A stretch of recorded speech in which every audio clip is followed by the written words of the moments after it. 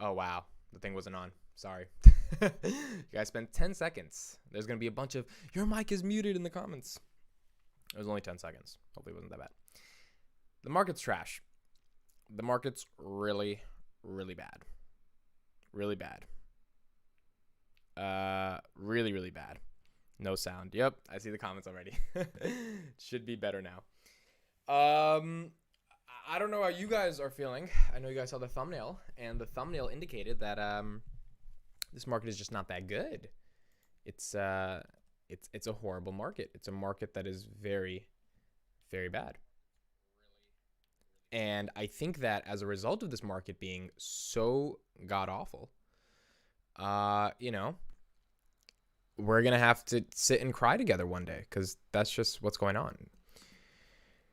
We had a really fake rally from the Fed. Hold on, let me adjust this. We had a fake rally from the Fed who did the 50 basis points versus 75 basis points, and that really didn't do much.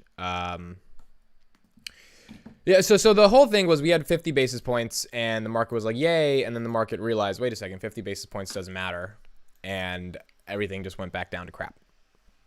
Literally everything. A sincere bad morning to all people currently owning puts.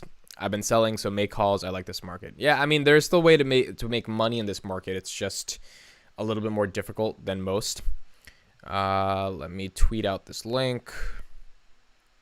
I had some good tweets last night. You guys want to see some of these tweets before we get into the market? Let's do...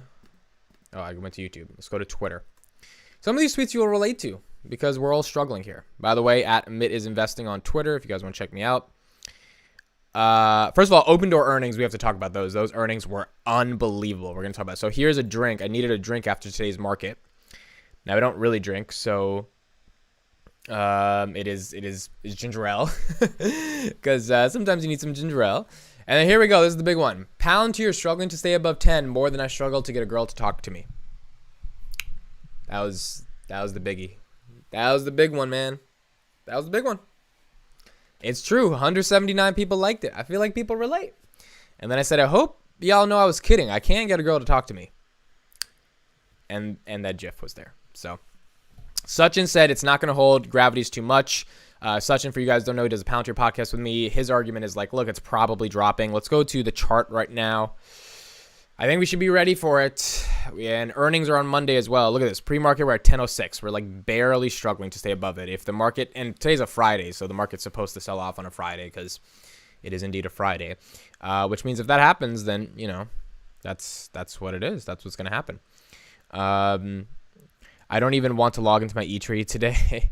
I had a 10% down day yesterday, so that's a first. Yeah, it's just, this is kind of what's going on right now. So Bitcoin is, we'll talk about open door earnings in a little bit. Bitcoin is down badly. I mean, let's look at the 5-day on Bitcoin. Bitcoin was at 40 grand. If you bought on May 4th, 2 days ago, you are down $5,000 on your investment, which is not good. It's not good. Yeah, the average around Bitcoin has been around 37 to 40. So we finally broke 36, and, now we're at 35. And it's a question of, if this gets really bad, Bitcoin's going below 30. I mean, that's just kind of how this is. Look at Ethereum. It's at 2,600. It was at 3,000 for the past, I would say month. Let's look at Ethereum's 3 months. How low did Ethereum get? Okay, so Ethereum got to 2,400. They got to 2,300 in February. 2,100 in January. Okay, so 2,100 in January was still the bigger crash, and it's recovered since then. It got to 35. Look at this. If you bought at 2,100, you sell at 3,500, and now it's going right back down. This is the volatility of crypto that I personally can't handle with my my money, especially if I don't, have the utmost conviction of it. So it's rough. There's only so much buy the dip power. Yeah, that's true. If Palantir is below 10 by the end of May, I may add another 100 written put at 10. Yeah, I mean, it makes sense. I think earnings are going to be good, but not good enough to hold us above water. And I think most investors kind of just have to deal with that. Here's an interesting thing about that happened with ARK yesterday that I tweeted. So if we go to the screenshot, ARK Innovation sees the biggest cash inflow in a year. They attracted 366 million people on Tuesday, it feels like a buy the dip, right? So like even though I think it dropped like 9% yesterday, it was one of its days where it had the biggest drop. Investors bought $366 million more dollars of the fund. And I guess the reason why is because they think growth is massively undervalued, which I can't disagree with, to be honest. Like, I'm not saying growth is crazy undervalued, but like, if you look at some of these stocks, it's pretty rough. Palantir is obviously the big one for me, but even Robinhood, I think it would get back to like 15 or 20 within a year. Like, I know it sucks right now, and I know there's probably no reason it should be that high, but when the bull market starts, these stocks will go back up. So just a question of how long you can wait it out and how much more pain do you think there is, and do you think you're buying at the right moment when it comes to actually getting these stocks? Enphase actually had a good day yesterday. Enphase at 180. I did an interview on Enphase with the Freelance Finance channel. Where's Enphase? I just saw it. And they educated me about it really well. I definitely recommend checking that out. Enphase 180. It was at 150 a couple of days ago. Look at their chart. In 2017, I could have bought this thing for 16 cents. Look at this bad boy. Hit a high of 280. My goodness, up 15,000%. Like, that's just insane. Admit your new thumbnails remind me of my last mushroom trip. I like the new look. How do you guys feel about the thumbnails? Can I get some comments? Like, genuine, honest comments? Because I'm trying to get the thumbnails to stand out a bit more. And I found this really unique software editor that I'm not telling anybody about because it's mine. And like it like cartoonizes, and it like look at Warren Buffett here, right? It's like he's almost like he's a cartoon. And it adds this pastel look. Like, look at my beard in this one. Look how it looks like. So you see what I'm saying? Like, and so look at Charlie Munger here. It's cool. Like, I think they will stand out. I just don't know, how. But this is the Elon Musk one last night. I think they are different when people see it on their screen. And thumbnails, if you guys don't know, are like the biggest element of YouTube. Like, if you can't get people to click, you're not gonna get people to care. So, sync the bell to Google Time stopwatch. So, yesterday held me so much. So let's see if I can get the bell correctly. All right, so I'm gonna listen to my video right now, and I'm gonna see where I'm at. Okay, so I believe we're about 20 seconds behind. Oh wait, you said sync to the Google. Can we just do it through Google? Sync the bell to Google Time stopwatch. No, but the thing is, I'm early, right? So how would I be able to do that? Google Time. It's 9:28. The thumbnails give the channel vids a funky vibe. Yeah, that's what I'm trying to see what really is the vibe. It's so funny we have to like try to time this correctly because this stupid delay that's on this thing. They def pop and don't look back. Gotta check the data. Okay, cool. Sounds good. I like the style. Dope.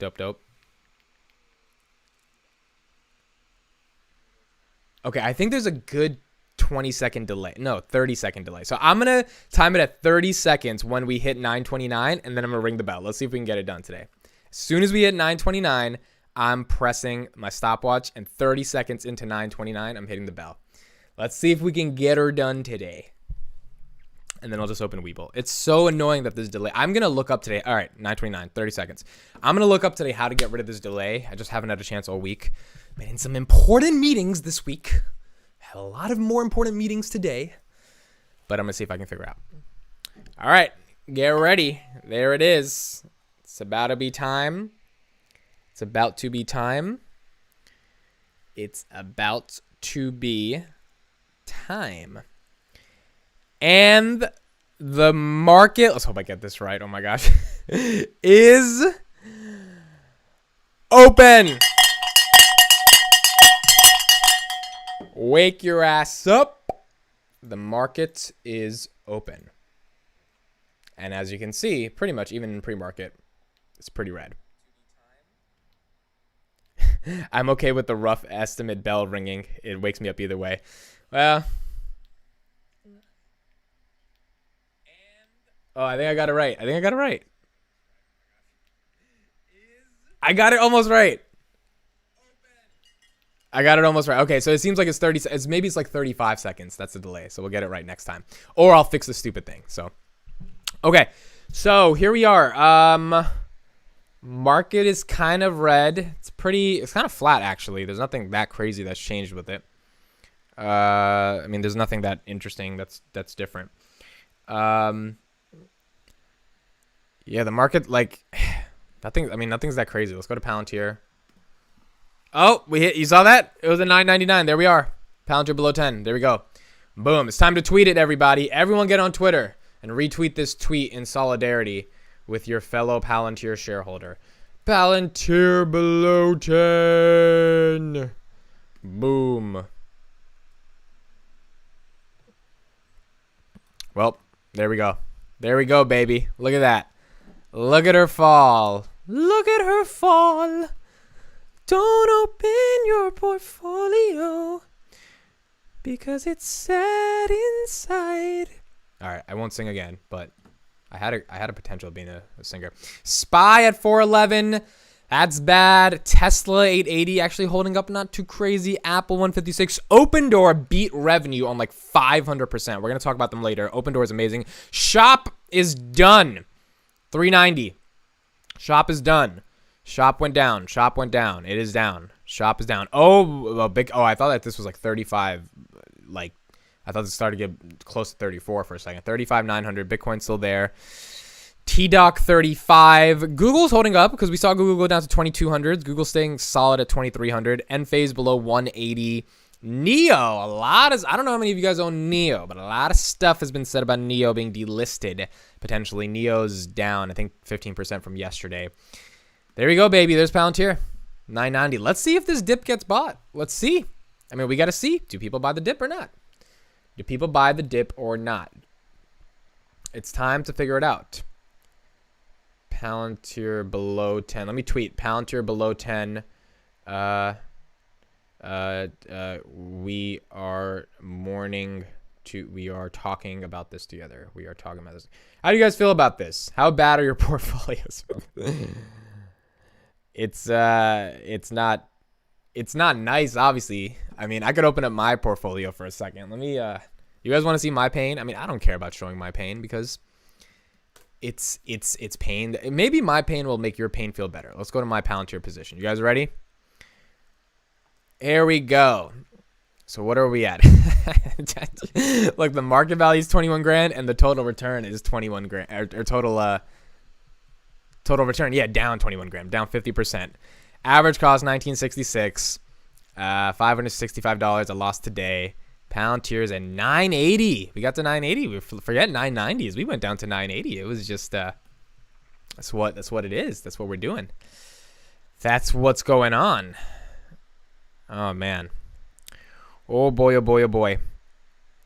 That was beautiful. I'm curious how low Palantir can go. This is where DCA shines. If you believe in the stock long term, you won't catch the exact bottom. I agree. Out of 1 to 10, how much would you give Palantir? I mean, Palantir is a 10 out of 10 company. The stock is not, but that'll take time. You can just watch your clock and ring the bell at the exact time the market opens. Yeah, that's true. You got it right on time, 5 to 8 seconds late on my end. I'm going to try to fix the delay. Who cares about the delay? I care about the delay. I don't want the delay to be that bad. But 977, look at this. Dropping like a fly. 3% down today. Maybe I love the pain. One thing about me, guys, in my life is that I do love the chase. I love the challenge. Like, I always went after a girl that I probably shouldn't have gone after. And many times, got the job done. You know what I'm saying? I've always went after a journey in life. Google just dropped down below 2,200 that I shouldn't go after. And, I just go for it. Netflix below 190. 180. So to me, it's like I always chase something that's hard, and I love the chase. I love the journey. I love the journey. And I think with Palantir, it's a journey. Like, again, if a whole market is down and like your money is tied up in like, you can't be like sad that Palantir is going down. If you bought Tesla, which is one of the best companies in the world, if you bought it relatively within the past month, you're down. Maybe the past couple months you're down, unless you got it at like 700 or something. So Open Door got halted. Wow. Look at that. It says halt. Let me take you guys to Open Door's earnings real quick. We got to definitely look at that. Here we go. Open Door. They had a phenomenal earnings. Open Door is halted. Wow. Okay, so look at this. This is insane, right? Revenue up 5.2 billion, up 590% versus last year. They sold 12,000 homes. Well, and it makes sense because the housing market is on fire, right? Record gross profit of 535 million versus 97 million, up 452%. They made profit 28 million versus down 270 million last year. Adjusted 99 million versus down 21 million last year, or 270 million they were down last year before. Record contribution profit of 332 million, up 337%. I mean, this was just an amazing. Their guidance is second quarter 4 billion to 4.3 billion, up 254%. Adjusted EBITDA guidance of 170 million to 190, up 604%. I mean, these are called startup level numbers as a company that's public. I mean, this is unbelievable. And this is, after seeing this, I wanted to buy the stock. Now, I'm still a little worried because the stock is still cheap at $7 in my opinion. Just given that growth, it is cheap. And it was at 30, it was at 25. I think it was at $6 the other day. The question is, how long can they sell those homes? Because if you put up those types of numbers and they can't continue to keep selling those homes, if there's like a market crash or something with real estate, that could be rough. Amazon. Oh, wait, no, I always click the wrong Amazon. But still, no, this is the right Amazon. It's $280 away from being below 2,000. Wow. This is your morning therapy session. Yes, this is all of our morning. Guys, remember, we're in this together. I'm not just saying that. I'm like 130 of you are spending your morning here to be together with the fact that the market sucks right now, and that's okay. I really do want to say something. It's very naive to think that the market should be good right now. We've got to remember, maybe we all bought stocks a little bit too high. But we've got to remember the market was in euphoria the past 2 years. It's not like the market should not be hitting all-time highs right now. That would mean we would be in the biggest bubble ever. We were in the biggest bubble in 2021. It popped. Now we're here. And so if you put money that you can afford to not have to look at, which I think is the crucial thing, the only reason this should hurt is if like you really need the money that's in the stock market. If you don't, then let it be there, right? Let it be there. And you'll come out alive with it. Also, I mean, this is also just, to me, it can get lower, but I don't know how much lower it can get. SPYs at 408. If we hit 300s on the SPYs, again, that's why I kind of want to get to 380 and then just get it over with, right? 3,800 is kind of the bottom that most people have suspected for SPY. Like, let's get there and let's move on. Now, granted, that's not how it goes. But, you know, it's just a question of, you know, it's natural for this to happen. I know it sucks, and if it was so natural, maybe we all should have waited until now to buy stocks and not buy it in the future, or in the past. But we also can't blame ourselves because that's the nature of investing. You cannot time the market. Like, look at what Kevin tried to do. I mean, if he really wanted to time the market, he would have waited until he wouldn't have sold then, right? Or no, he would have sold then and waited to come back in now. He's down $1 million. He just tweeted last night, and there's no shade against Kevin, but he re-entered the market in mid-February. And that's obviously the wrong move because he's down $1 million right now. So if he was perfect at time of the market, he would have waited. No one can time this thing, so you shouldn't feel bad about yourself. But Snowflake should feel a little bad. No, I'm just kidding. 150. Oh my goodness. Snowflake is down. My point is we shouldn't feel bad about ourselves, okay? It's just what it is. Amit, what is your opinion on short ETF like SQQQ? There is a SQQQ? It's up right now, right? Yeah. Look, I don't short stuff. I mean, I don't understand. Like, look, QQQ's down, but do you really think it's worth shorting? I mean, maybe if you think you're professional enough to like time when you think it's going to keep going down or up, then yeah. I mean, and maybe it's easy to figure out when it's going down, but I personally, I wouldn't do that just because I don't have energy to dedicate to that, but I understand. So, I mean, it's obviously a good buy if QQQ keeps going down, just like short ARK is a good buy. Let's look at them right now. ARK's at 45. By the way, I sold my ARK a while back. You guys saw that live. Look at this. Short ARK is up 5%. What's the range on these guys? These guys were $29 in November. Now they're $64. So you could have doubled your money if you shorted ARK or invested in a thing that shorts ARK. Estimate for how low Palantir will go? I think it can hit sevens. Buy Indian market be pura gira hai. Kundan, thank you for being here. Basically, you're saying in Hindi the Indian market is down as well. Yeah, look, if the American market is down, the Indian market is gonna be down. So let's do some tweets for what we need to do. We should probably tweet a little bit about this. Amazon OMG. Let's tweet that. And then what other stocks do we want to tweet about? What other stocks were really bad that I saw? Bitcoin 35,000. We can talk about that. What's another? Oh, Snowflake. Snow 150. Yeah, this is just a crazy market. SPY is $8 away from hitting the 300s. That's it. It's $8. ARK is crashing. ARK is indeed crashing. Don't zoom in on candlesticks. Tom might be watching. Yo, did you guys see Money Talks yesterday? There's no episode today because we don't do Fridays. Money Talks the past 2 days has been legit, bro. I hope you guys have been enjoying it. It's been fun. It's been fun the past couple days. Money Talks hopefully gets you through some of the pain. Let's see what the responses are on Twitter to some of this stuff that's happening. Palantir below 10, having a nibble, 6-month chart is a disaster. Do you want a low go? We'll go low. Shut up, bro. Don't remind me. I'm sorry. Yeah, it's bad. It's bad. Let's see can we tweet something creative? What can we tweet that's creative? Palantir's gold purchase is looking pretty brilliant right now. Wait, what's the price of gold? Gold price. They bought it. It's at 1875. I mean, I think they're up like 9% on it. Yeah. Yeah, they're up 9% on it. Palantir at $9. Palantir in the 9 range now. I'll just tweet that. I don't care. Quarantined Quartet utility went down in the 50. Unity. Wait, really? Really? Unity? Oh boy. Yeah, you're right. Wow. Unity. Shop is the big one, bro. Shop is... This is so sad, bro. Look, last time they were here was 2020, bro. Goodness. Oh my. Look at this drop, bro. 17 hundos down to 3. That's a lot. Open Door, look, phenomenal earnings. Can't keep the stock up. I'll tweet about that.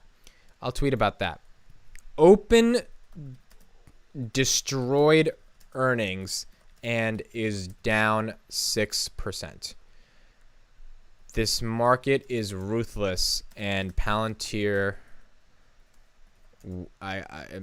might feel the brunt of it as well, even after a good earnings. Let's put capital destroyed. Capital destroyed. Yeah, this is rough, guys. Now, the jobs report, let me at least talk a little bit some macro stuff. Jobs report came out. Jobs report, I think, was actually decent. Look at this. April jobs report. Payrolls rise by 428,000 as unemployment rate holds at 3.6%. So the U.S. job growth remained robust in April. The Labor Department... So this is the weird part. When you think about a recession, this is not supposed to happen. Like, we're not supposed to have this insane job job growth, but we are. Average hourly earnings year over year, 5.5%. So that's normal. Non-farm payroll is 428,000 versus 380,000 expected. So we did real good with jobs, decent enough. And though payroll gains were slightly down, but in February, employment grew by 714 versus the 750, while March employment was upwardly revised by 3,000 to reach 420,000. So, I mean, it's not horrible. Oh, Bill. Guys, Bill.com. That's a good thing, Melvin, that you just put in the chat. Or not Melvin, Amyan. I'm going to check the comments in a little bit. Bill got hammered. Look at this. Bill's down 25%. Now, did Bill release earnings?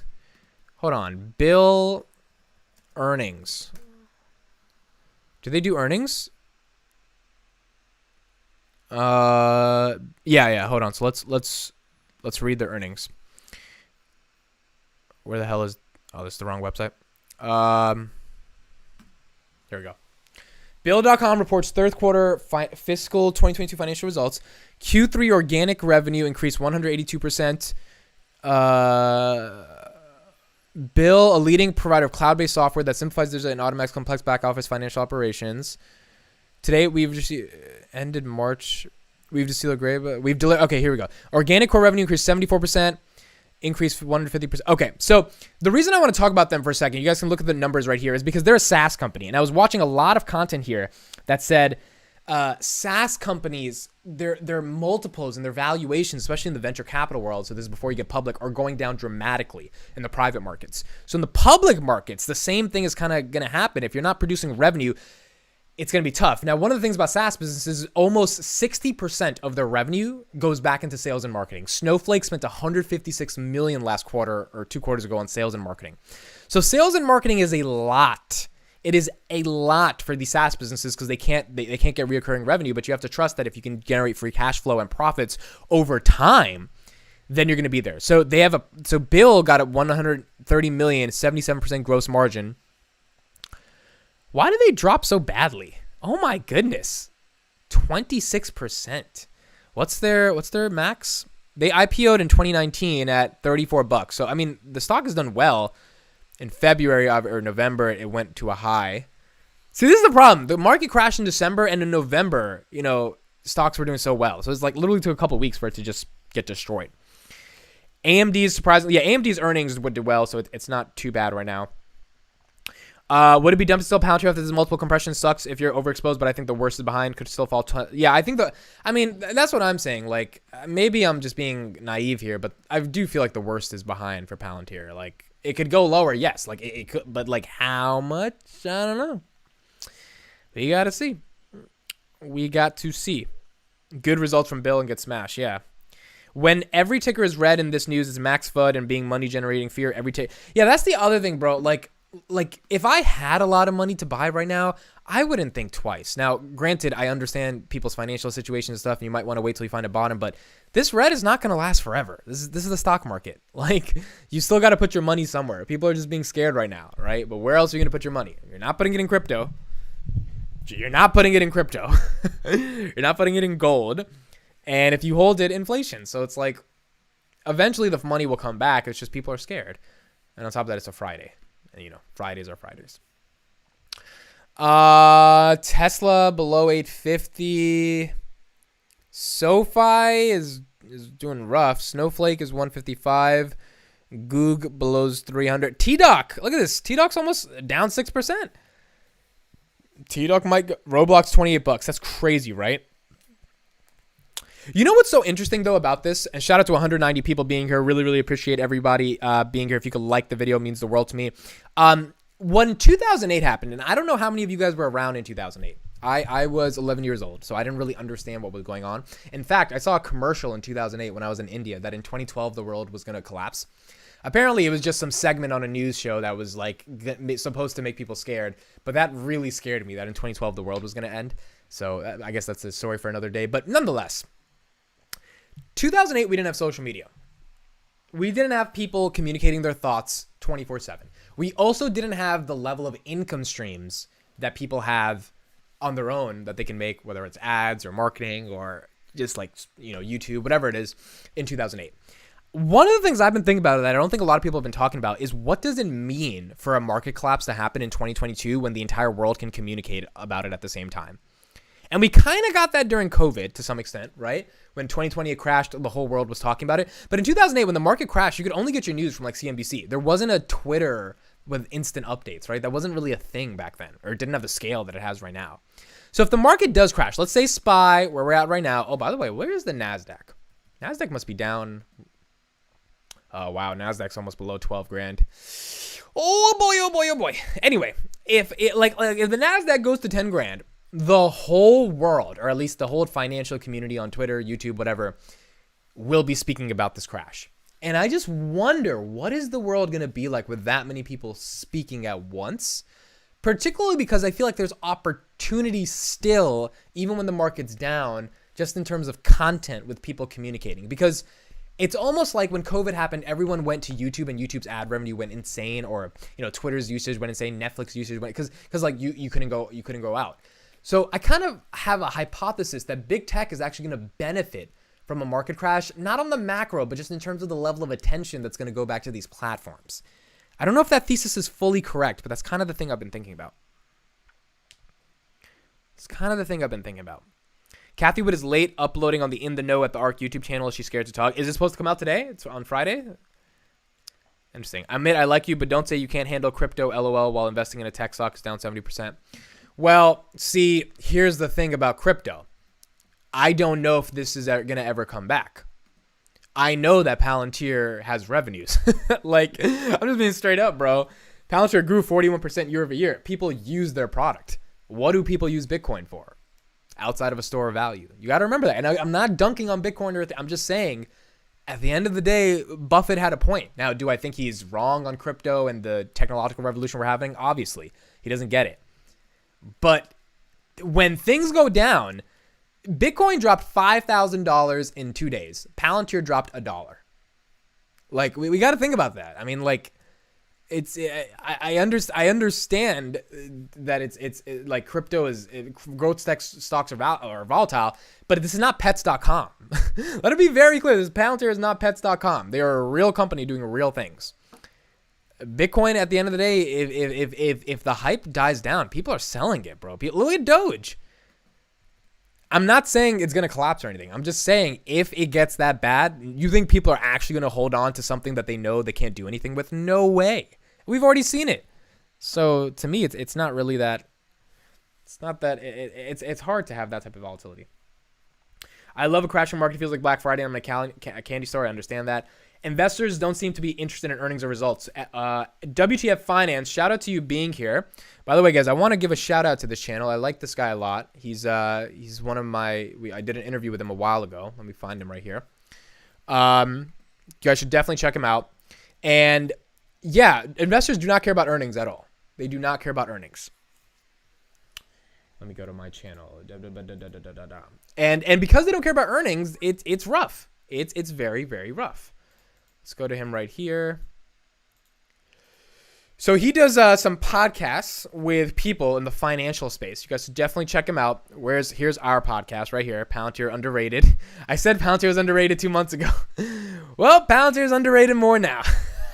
So, yeah, there's us talking. So you guys check it out. There's him. His name is Anthony, and he's in the UK, I believe, right? Anthony, he's in the UK. So definitely check him out. But yeah, so investors do not care about earnings right now, and as a result of investors not caring about earnings, it's not really nice. Let's see what's happening on the Twitter sphere. Let's see what people are talking about on Twitter. How bad is it? Everything is going to zero. That's the tweet of the day. That's the tweet. That's the tweet. That's the tweet. Wow. Hold on. I just got a notification, guys. Do you see this notification I got? I got to show it to everybody. I just got it. I'm going to put it in front of the camera. You ready? You guys ready? This is the notification. Boom, baby. 6.2%. Sheesh. I need to tweet that. 6.2. 6.2. I'll just tweet it like that. Yeah, it's happening. It's happening. You remember that first time you ever did something really important? You're like, oh my God, it's happening. This is happening. It's happening right now. It's happening. How's your bio stock doing? So that's the crazy thing, guys. My biotech, is it down today? Okay, my biotech was up 8% yesterday. It's actually holding up today. So I have drug results coming out from my biotech. Look, I'm going to just show it. I don't care. You guys can do whatever you want with it. It's PPBT, Purple Biotech, Israeli-based biotech pharmaceutical company. They have drug results coming out in when are they coming out? In May 26th, around the end of May, early June. And those drug results, either this thing is going to explode or it's not. So be very cautious about this. I have done the DD. That's why I'm into it. But it's either going to go up or it's going to go down. It's very binary. And I kind of like that risk. So I have 3,000 shares of this guy. I learned about it a couple of years ago. I'm deep in the rabbit hole. But I literally never talk about it on my channel because I understand how risky a biotech is. So the crazy thing is it was up yesterday. Like it was at 350 and the whole market was, and I'm just like, what? Like, how is it, like, what's going on? So it's kind of crazy how portfolios interact. Look at my portfolio, guys. It's, let me show you guys as well. And it's so close to going below 30,000. Here it is. You guys ready? Look at that. 30 grand right there. I have not seen it below 30 grand in a while. I mean, it was at 60 grand at one point. So All this money. I worked so hard to make all that money. Worked so many hours. Poof, gone. But again, it will come back. I just don't know when. I just don't know when.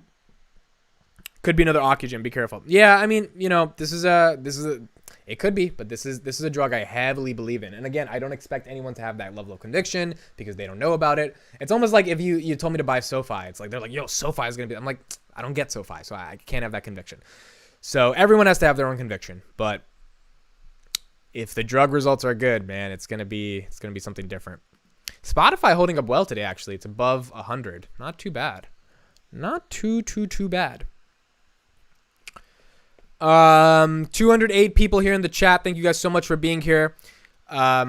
Happy you are all here. One thing I will say, I will give a little bit of a plug to myself right now. I do have a startup if anyone's interested in investing, even if your market's trash. It's hard to raise money when the market's trash, but if you are interested in investing, email me at amit@dailypalantir.com. We've raised about $200,000 so far, looking to raise about $500K. It's a very, very interesting, fun startup. And if you want to diversify your portfolio, if you do have, if you do have assets or money where you can put outside of the public markets, you want to put into the private markets, and you want to invest in something that could pay off 5-6 years from now, but have a much more potentially massive return than the stock market, then definitely hit me up, amit@dailypalantir.com. Okay, so the one stock I just saw that blew my mind. Where is it? Hold on, I just saw it. It's not SPY. Oh, where is it? It was just here. Shop is at 360. Hold on, it wasn't Shop. It was another one that I just saw. Where the hell did it go? Where did it go? I literally just saw it, and I was like, oh, hold on. Yes, it was this. I was literally just staring at it. What is going on? T-Doc's at 32, by the way. That's kind of crazy. Lyft below 20. Where the hell is that? Netflix below 180. Wow, did I just miss that company? I was just staring at it. I saw the number on the side and I was like, oh my god, I can't believe it's finally underneath that level. How did I? Oh, it's not QQQ. I don't know how I just missed it. Oh, Neo. No, it wasn't Neo. Fucking, it wasn't Neo. Damn, it just disappeared from me. Okay, anyway. This is rough. This is rough. The market is rough. I'll probably see that a little bit later and be like, wow, it's really down. Nvidia below 190. We're at 180 on Nvidia. Oh, I think I remember. Hold on. I just saw it. Tattoo Chip, by the way, is there at below 8. That's holding up pretty bad. It was something that just went below 100. Fuck, where is it? I really don't want to string you guys along. I don't want to make it. I don't want to forget where. I just saw it went below 100, and I was like, oh shit! Coinbase. That's what it was. Coinbase is down 10%. Makes sense. It's crypto's down, and it's trying to get there. Amit is always trying to be legit. That is correct. Oh, Tom Nash is here. Tom, I just saw you. I'm an island boy. Guys, me and Tom are coming out with a video soon, and it's going to be a fun video. Let's just say it's a day in the life of a shareholder for a company you guys all know. I was going to say Palantir. I would love for Palantir to be $14, but Peloton is at $14. That's a good tweet. That's a genius tweet, right? Thank you, Anthony, for that inspiration. I wish Peloton or PLTR had the same price as Peloton. Boom. 500 billion retweets. Guaranteed. TTCF is a buy at $4. Man, TTCF is... Yo, if you are new to investing and you have 10K, you can come out. Look, that's facts, bro. And I have 10K. I've got some dry powder. Again, I'm not... I have around... By the end of May, I'm going to have about 20K. Roundabout. A little bit more, maybe a little bit less that I can spend. And I'm saving it because, again, I mentioned I have a startup and I am not going to be making an income from the money that we raised from that startup. So I need to save my money so that I can survive for the next 20 months of building this startup. So I don't want to put it in the market because of this market. But I'm also but these stocks though. But I'm also being very responsible because if it goes down more, I don't want to lose more money. I mean, I'm already down 30 freaking $30,000. 30,000. Let's just remind everybody. $30,000. Look at this. Look at this. You guys want to see what looked like being down 33,000? Sorry, my bad. Look at this. $33,000. I'm down. I'm down. I would have thought Tom would be drinking with his grandpa in this market. I fully expect him to see him wearing a red army uniform instead of a camaraderie shirt in this crash. Yeah, that's it's pretty bad. Look, at the end of the day, I want to stress that it is pretty bad, but we will make it out of this alive. Look at this. Look at this. It was 64. You see that 64? And then now it's 30. Where was my portfolio here? So in November, let's just look at the whole thing. November, it was 61 grand. I was only down 2 grand. If I had sold everything in November, I would have $61,000 right now to buy the dip. But I didn't. Because again, that's not how the market works. That's not how the market works. And then look at this. It crashed down here in December. I was like, oh, that's bad. Then it went up a little bit. Then it crashed more in January. I was like, oh, this is really bad. This is really bad. This is really bad. Then it went up a little bit. Then I was like, oh, this is really bad. So like, yeah, it went down. Now, the psychology of money is also very important to think about here. I'm 24. I'm down 30 grand. It's kind of crazy to think about that, right? Because all my other friends that are not in the market, that are 24, 25, their money is just in their bank accounts. And so you may be thinking, oh, you're an idiot. At 24, you're down 30 grand. But it's about the principle. Okay, here we go. This is something very important. This is something very important. This is what I mean. This is what it's about. This is what it's about. Right here. This is what it's about. When you're losing money, this is what it's about. I told you, I'm a man of my word. Where's the Italian? This is what it's about, baby. When you're losing money, this is how you do it. What do you do with all your money? Sean in the chat. I'm a guy of simple taste. I enjoy dynamite, and gunpowder, and gasoline. This is what it's about. This is what you do in this market. You just let it happen. And you know the thing that they have in common? The market is a gun to your head. They're cheap. Said you were a man of few words. I'm going to take a picture of this and tweet it. Shout out to Heath Ledger, by the way. My half. Boom. All you care about is money. This town deserves a better class of criminal. And I'm going to give it to them. Tell your men they work for me now. This is my city. They won't work for a freak. Why don't we cut you up into little pieces and feed you to your pooches? And then we'll see how loyal a hungry dog really is. It's not about money. It's about sending a message. It's not about money. It's about sending a message. So when you look at your port and you're down bad, it's not about money.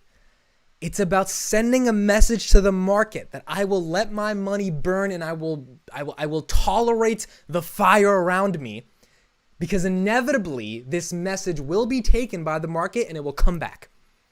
So to all my friends that don't have money in the market and are not down, it's not about the money. It's about sending a message that I can deal with the volatility and I will make it back.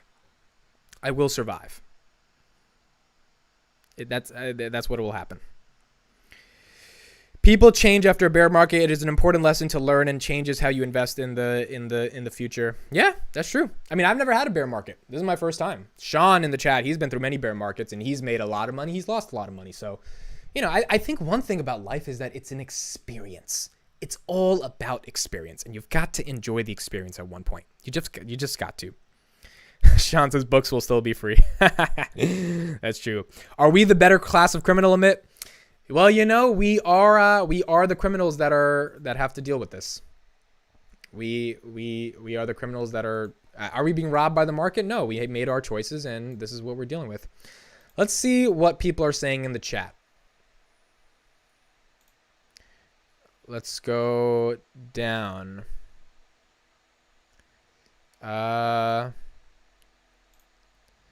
What are people saying? Oh, look at this. Here it comes out. But what about all the governmental contracts? What an overpriced, overhyped stocks. Let's quote tweet this now. Here they come. Boom. Everyone's gonna come out now. Everyone's gonna come out now. If they could let me hold for 5-10 years. Thinking about telling some Tesla for Palantir. Depends on your conviction. What is the? All right, here's the question for the chat. Let me open up YouTube. What is the number one stock that you have in your portfolio? In terms of number of shares, I guess you have. The number one stock you have in your shares. I'm looking at the chat right now. Number one stock that you guys have in your portfolio by number of shares.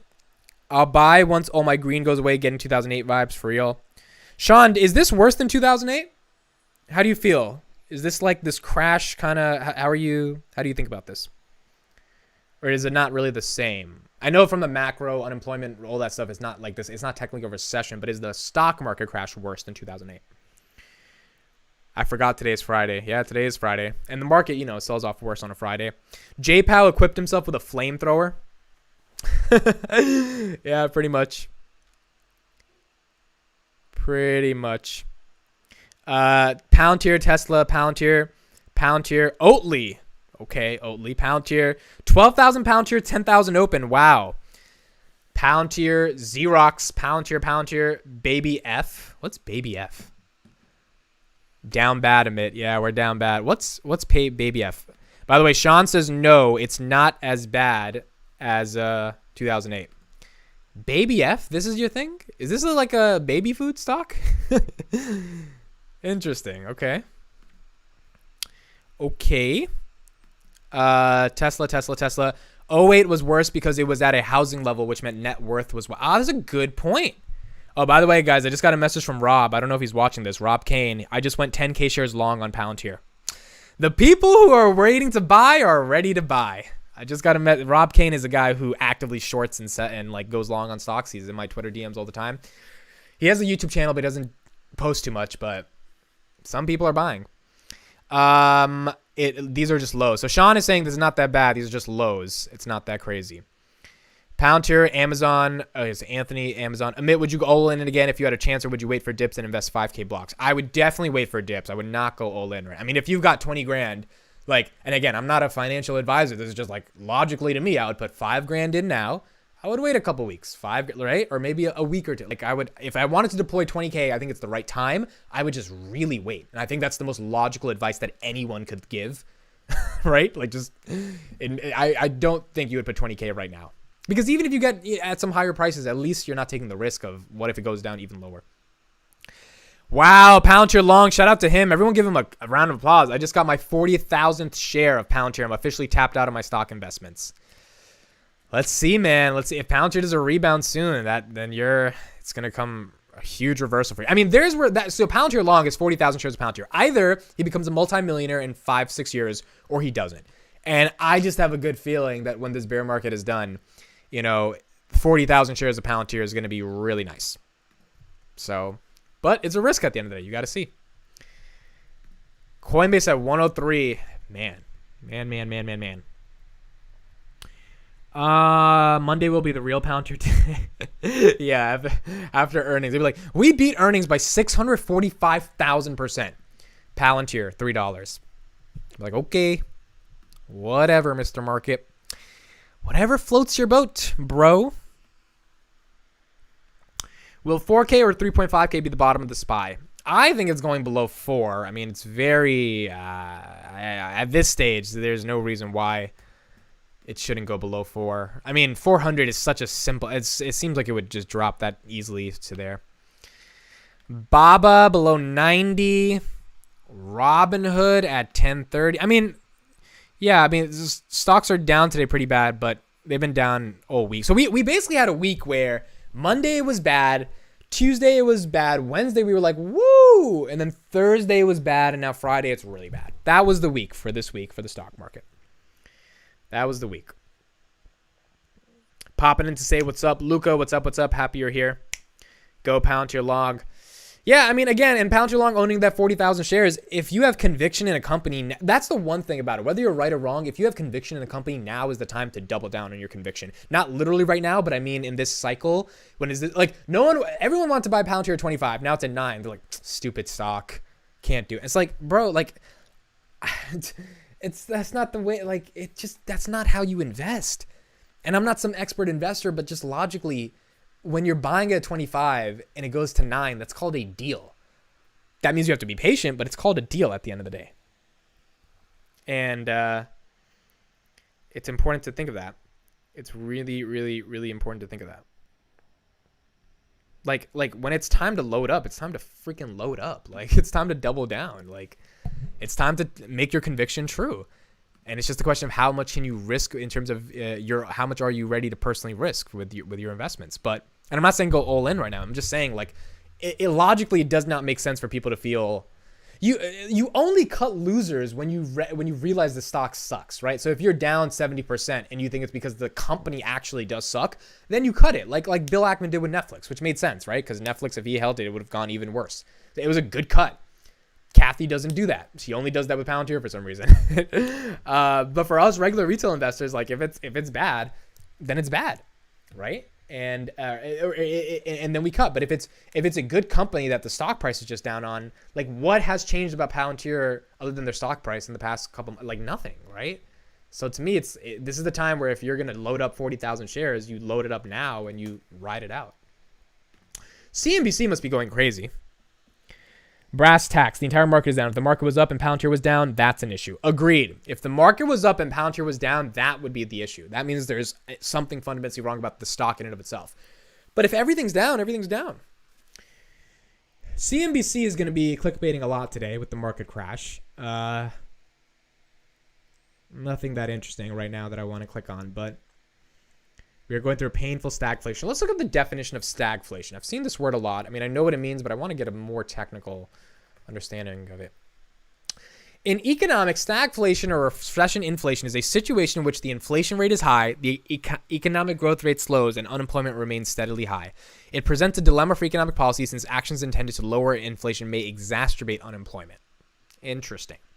So if we raise interest rates to get rid of inflation, but the economic growth rate is slowing down because of those interest rates getting higher, which means, companies have to do layoffs and unemployment increases, then the actions we're doing to get rid of inflation might end up hurting the economy and hurting up other regular people, right?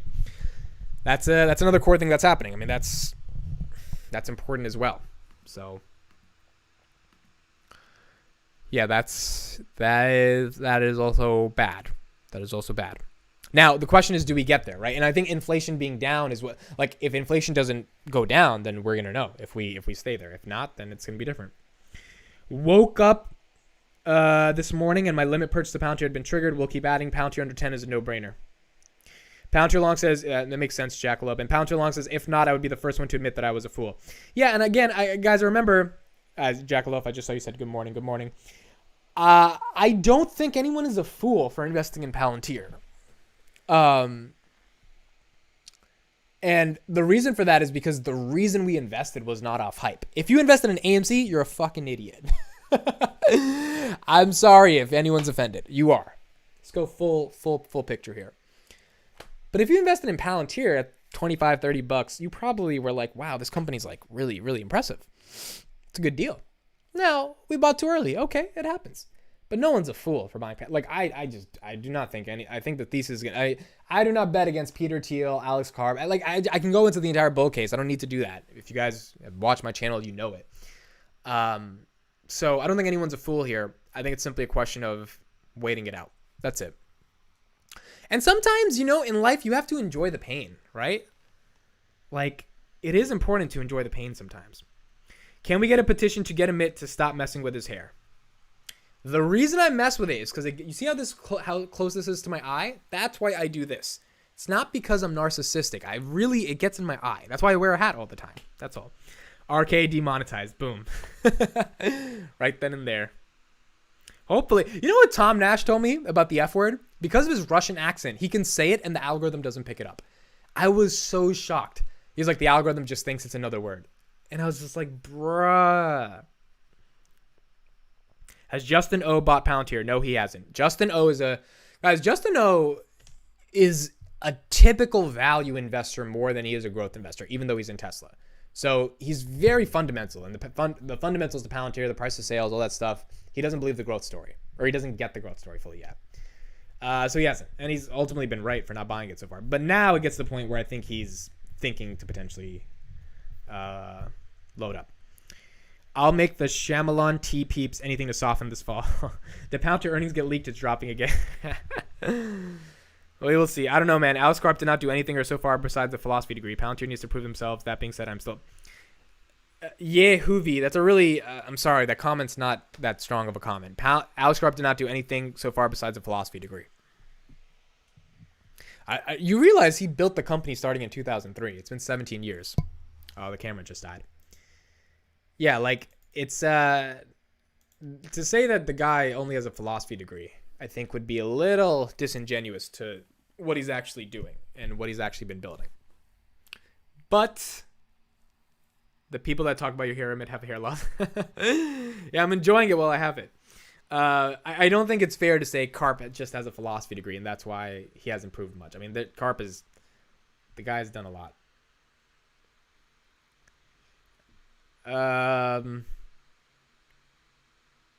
Wow, man, things are rough. Things are rough. Someone says, forget your startup, bro, buy the dip. Oh, man. Oh, man, oh, man, oh, man. Yeah, it's rough. I'm just looking at Twitter. I'm going all the way down right now.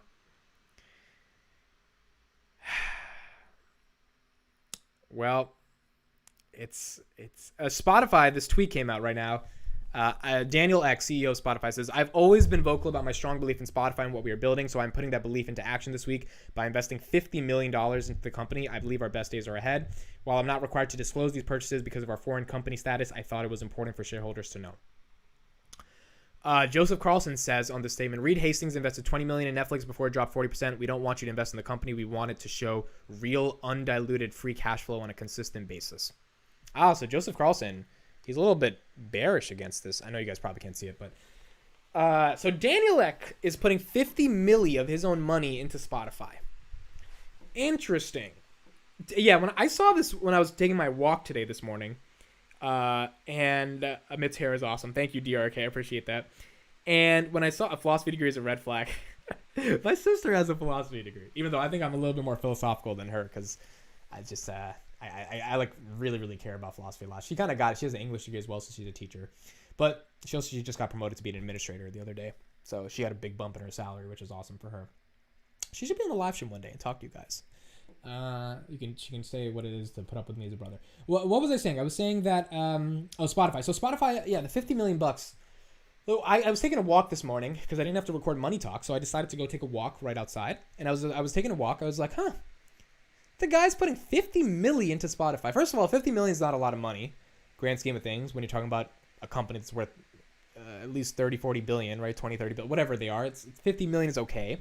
But like, why is he doing that? You don't just wake up one morning and be like, I'm going to drop $50 million back into my own company.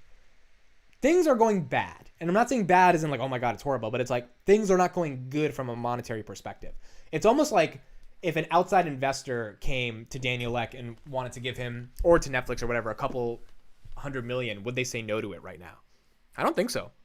I think they would sell some stock and raise a round of financing. So the fact that he put $15 million of his own money means that they did their numbers. And again, this is not bad for Spotify. It's just like the nature of the market right now. Like these companies, especially subscription-based consumer companies, where consumers will cancel their subscriptions very easily. Which is why I think the startup that I'm building has a real shot, because we don't deal with that consumer subscription stuff. Like they're gonna look at their numbers and they're like, we need more money in here, right? We need to like adjust certain things, and then they're like, well, I think his team was like, we need $50 million. They're like, where are we gonna get it from? And Daniel was like, well, I believe in the company, so I'll put in $50 million. I mean, I think that's how it happened. 246 people in the chat. Thank you guys so much for being here. I appreciate you guys. We're at 250 now. We're dealing with the market. Let me tweet that right now.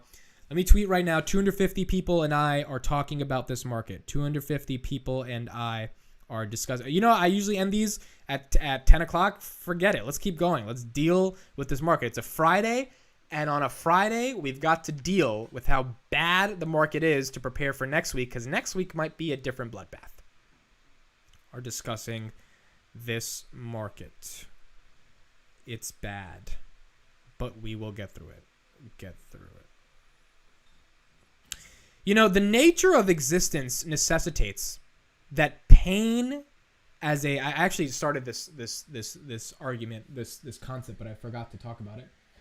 My mom just texted me, "Are you in a meeting?" What should I respond to my mom, guys? My mom says, "Are you in a meeting?" What should I say to her? She's downstairs right now. I feel like I should say, "I am in a meeting with 250 people." Let's say that. Let's say it. All right, I'm going to finish my thought in a second. My mom says, "Are you in a meeting?"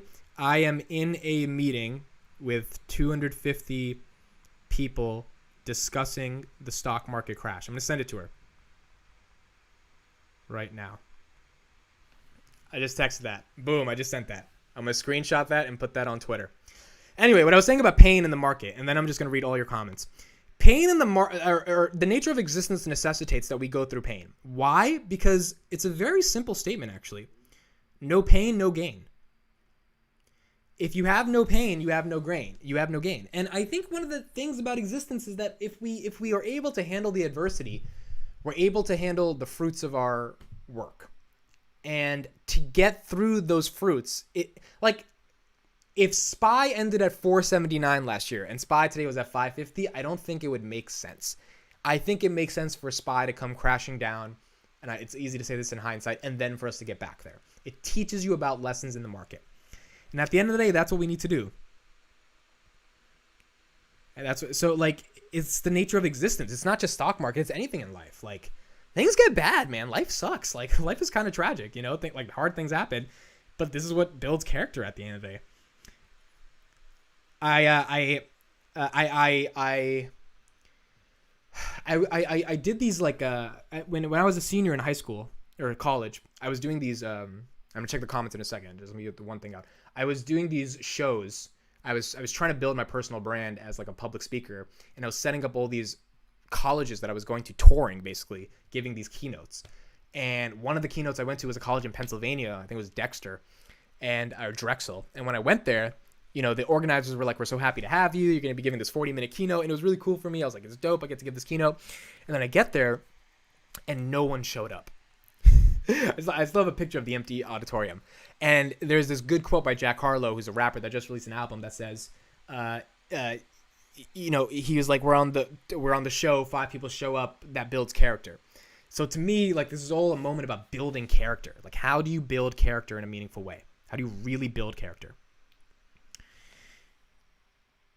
All right. You still live with your mom? Yes, I do live with my mom. I'm 24. I don't pay rent because why would I pay rent right now, especially in this market? I live with my mom. All right, let me see what other comments we got. Party on, Amit. Party on. This Tinder adult dating site. Let me block this thing. Why the hell is this here? I don't know if you should be dating right now. People got to look over their own expenses. He's growing broke. Of course he lives with mama. First of all, I'm not officially going broke. Second, I haven't reported my income, but I've done pretty well over the past 4 months. I mean, I've cleared a decent amount of money per month with everything that I'm doing. A decent amount. I'm just saying. I don't want to say the number, but it's up there. It's below 20 and it's above like 8-ish.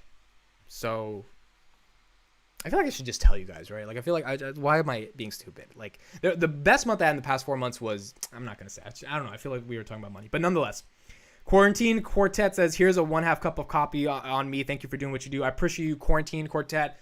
$5 super chat. It is ironic because I did buy a coffee today for $5 because I was like, why not? Like, I was like, oh, I don't know. I wanted it. So maybe we got to stop that. Let's go to their channel real quick. I highly recommend 250 people or just check them out. They produce these crazy, crazy cool guitar videos. Let's oh, hold on. Here's the thing. Let's look at one of them right now. They're a family. Come on, bro. That's so lit. That's their kids, bro. Look at that kid.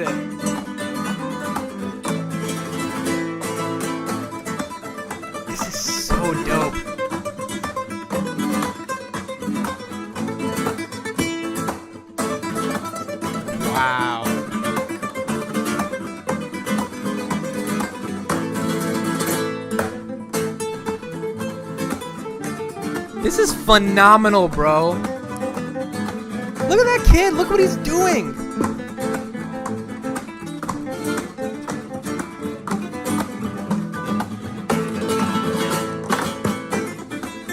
I want to see some of the other stuff. Like, oh my, like guitar and music is so amazing to me because I've sucked at it my whole life.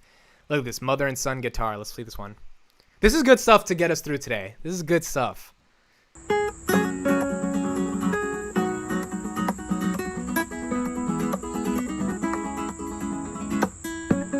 This is beautiful.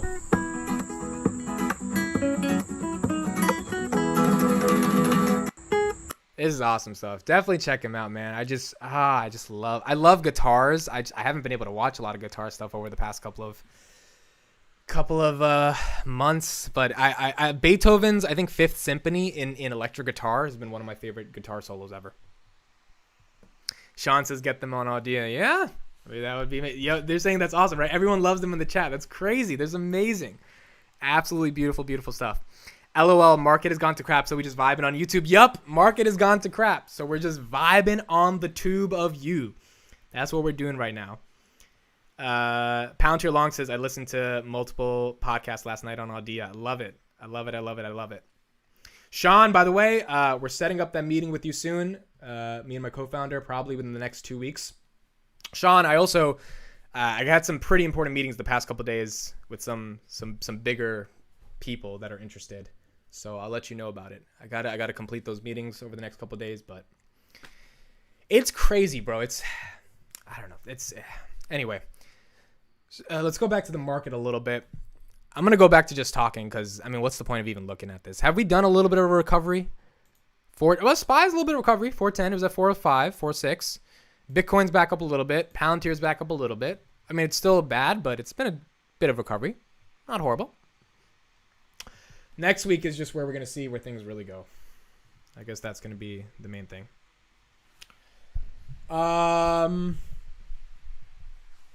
Let's see the chat. Days like this are very familiar to long-term Tesla. I agree. 100%. Days like this are very familiar to long-term Tesla. Let's see what my mom said. My mom said, LOL, okay. I said, I am in a meeting with 250 people discussing the stock market crash right now. She's like, LOL, okay. I feel like she has something for me to do. I feel like she wants me to, like, clean something. And I'm like, she can't ask me to clean something if I'm in a meeting with 250 people talking about the stock market. When you are worth billions, don't forget about us little peeps. First of all, never forgetting you guys. I'm just saying that right now. The fact that 200 people want to spend their time with me, it means the world. I think let's talk about attention a little bit. The attention economy is very... So there's this guy who's investing in my startup, and found him through YouTube, and he's really excited for me. He really loves my stuff, and he's super excited to invest. And he owns like 30,000 Palantir shares. I mean, the guy is like huge. And I think you guys probably know him, Adam Bergen. Yeah, I don't know if he's here right now, but he one of the reasons he wanted to invest in me as well is because of the nature of grabbing attention. And he saw me in November when I started my YouTube channel, and he saw the growth. And just to give you some reminders, it took me 15 days to get 1,000 subscribers and then 40 days to get 10,000. And now we're at 12,000. So that type of growth was pretty rapid, and he was just impressed by that. And that was the main reason he invested, because he was just like, I think your hustle is there and your work ethic is there. And on his videos, you know, he doesn't have that many subscribers.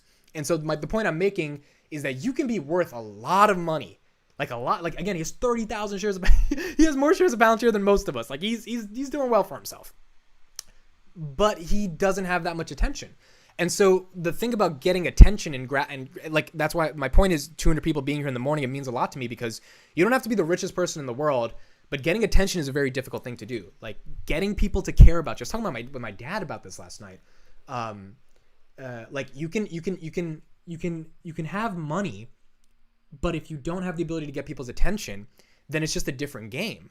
You can make money in a lot of different ways, but getting people's attention and then trying to eventually use that to build and scale, that's where I think like true billions of dollars live. Now, granted, you can make billions of dollars without having like a following on social media. I understand that, but it is helpful to do that. And I think that's why a lot of people that have money, that's why the guy is investing. And so in some respects, he was like, I'm selfishly investing in you because I want to be near you because I think you're going to explode. And, you know, that's a good thing to kind of be around. Speaking of my dad, I really do want to talk about something, and I think you guys will relate to this. So someone said, Sean, what's your opinion on the Palantir SPACs? I'm going to talk about the Palantir SPACs in a second. I like live streams where people are truly into the company and the host and interactive. Sean says, I think they are noise to some degree. I don't like noise generally. Yeah, I see what you're saying on the SPACs. I want to talk about the SPAC thesis in a second, but let me answer some of the comments. Amit, I host a podcast for businesses, mainly service-based companies. I'd love to have you come on one day and share your incredible journey with YouTube startup. Been subbed since under 1,000 subs. Hit me up, bro. Absolutely. Amit at dailypalantir.com. Let's do it. I would love to talk. You can buy $200,000 ad spaces for like $2K on YouTube. Easy attention. First of all, if you spend $200,000 on YouTube for ads and you only get 2,000 subscribers, that's a bad ROI. Okay, so let me talk about this. So my dad, for those who don't know, he drives a truck. He has a business where he sends chips. He delivers chips throughout the state of New Jersey. So in my house, we constantly have chips. We just have a lot of chips. That's why I put my chips all in the center of the table, because I take risks. That was a bad transition. Anyway, so he sells chips. He's had this company for about 10 years. And my dad doesn't really have employees because he can't really afford employees, right? So he drives a truck every day for about 12 hours a day, wakes up at 4 a.m., comes back home around 8 p.m. And he's been doing this for the past 10 years by himself. He has like one employee that kind of works part-time. And it gets me emotional because I'm over here trying to build a tech company. I'm making freaking YouTube videos, and I make more than my dad, right? Now my dad does well for himself. I'm not saying he doesn't, and but the point is, like, the amount of work that I'm doing for the income I'm getting versus what my dad does, it's backbreaking work. And yesterday, because I had time because I came home early, I was able to help him unload the truck. Usually I can't help him unload the truck because I just get home late at night. So I was helping him unload the truck, and I mean, it was backbreaking work. It was picking up boxes. This is like if I build $1 billion company one day, it will never be the amount of work that my dad does every day, which is pick up a box of chips, put it in the truck, take it to the store, put it in the store, take it home, take it out the car, and then load the van up later. Like that is true American work. All this data analytics shit, all this crypto shit, this is just like games to me. I'm not saying it's not work. I'm not saying investing. I know it's work harder, not smarter, but you've got to understand my dad was never the type of guy that understood computers or any of this stuff, right? So his work is like, I make money if I sell shit. I sell shit if I wake up earlier in the morning and I go to place to sell the shit. And that's how he makes money, because he's from that generation. He never got software or any of that stuff. And it's kind of ironic because a lot of Indians are into software, right? My dad is Indian, but my dad was always entrepreneur. My dad had a liquor store for about 20 years before he got into this business. So my dad is always buy low, sell high. Like that's how my dad understands the world. So I was, Sean, all right, Sean, we'll see you later. I was loading up, I was taking out the chips from the truck yesterday, and I just reminded me, like, this is kind of backbreaking work that my dad does every day. And so the point I'm trying to get at here is you could build a really, really big company or whatever, but going back to your roots is really important, and knowing the people that do the real work every day, that's also really important. And in relationship to YouTube, one day you might have 1 million subscribers, but the 200 that are here, it means the world to me, because these 200 that are here actually care about me. So like my dad and the chips, like that's the real grunt of the thing that made him who he is, and it's the backbreaking work. And so making those videos every day, getting 200 people to show up right now, that's sort of my version of the backbreaking work.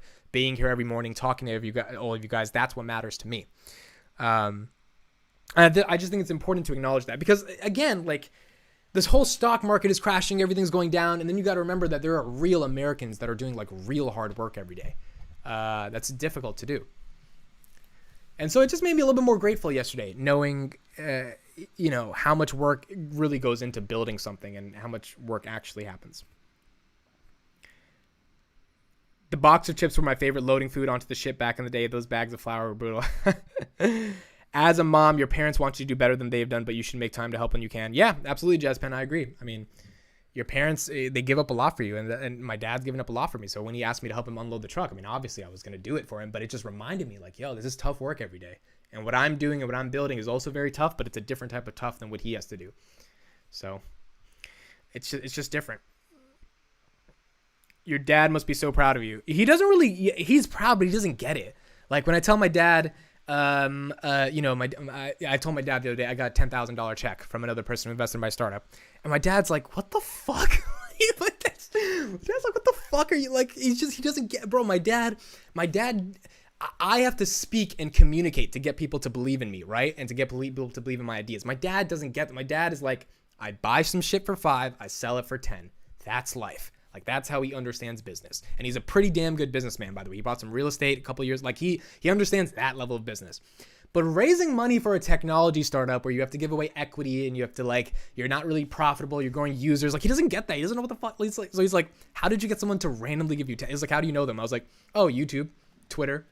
He's like, and they just gave you 10 grand. I was like, yeah. And his thing about that as a parent, you must be thinking there's a fucking Ponzi scheme or some shit going on. But I'm like, no, Dad, like, this is a startup. People believe in the potential of the startup. If you get in early, then you have a big chance for it to explode 5-6 years from now and make a lot of money. And if you don't, you potentially lose your money. That's the name of the game. So it's just so foreign to him. Chris says, used to work at my uncle's liquor store every summer. Yeah, man, I was ringing up people's bottles of liquor or cigarettes when I was 8-7 years old. I was in that cashier every day after school. Someone said your dad owned a liquor store and you still don't drink. Well, my dad doesn't drink either, so I think I kind of got that from him. And I remember I would walk through the liquor store every day. Like, literally every day I would just be walking through the liquor store. I know all the brands, Heineken and Coors Light. I saw all these brands, Jack Daniels. I knew who Jack Daniel was before I was like 8 years old. So it's like I've known this stuff for a while. Hated filling the beer cooler. Yeah, I feel that. I did really physical work. It can kind of be really great. You feel like you went to work out every day, and Netflix and chill feels 10 times better than a non-physical job. Yeah, Hoovy, totally understand. Jackalope, do you have siblings? Yes, I have a sister. I have one sister. He probably thinks you scam people. Your dad is checking under the bed for kilos.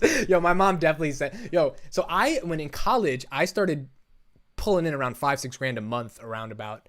And I would get these random contracts from people that I did consulting with. And my mom would be like, are you selling drugs? Like, my mom was dead serious. She was like, by the way, let's take a look at pound here. $9.50, down another 5%. My mom would be like, are you selling drugs? And I'd be like, no, Mom. Like, these people are dead ass paying me. Like, I'm making money. She's like, I feel like you're selling drugs. I'm like, I'm not selling drugs.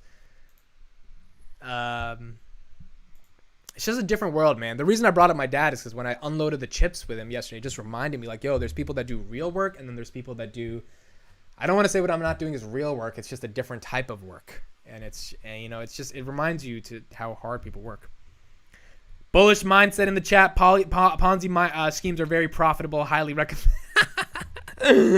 Shout out to Bullish Mindset. Definitely check out his channel. He's very into Lucid. I think Lucid had a pretty decent earnings yesterday. Let's actually go to their stock.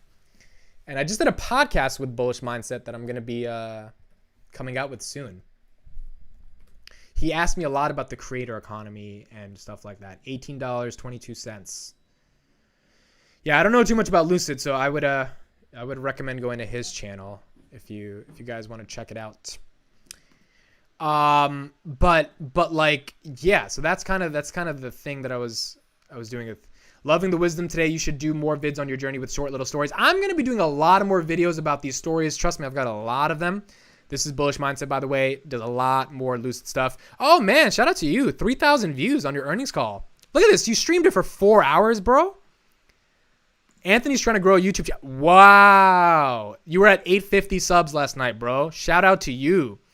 You're about to hit 1K. This is the grind. I love it. For those who don't know, Anthony is a professional investor. He's only 23. He's made a decent amount of money off Ethereum and Tesla, so he invests for a living now at 23. Awesome stuff, man.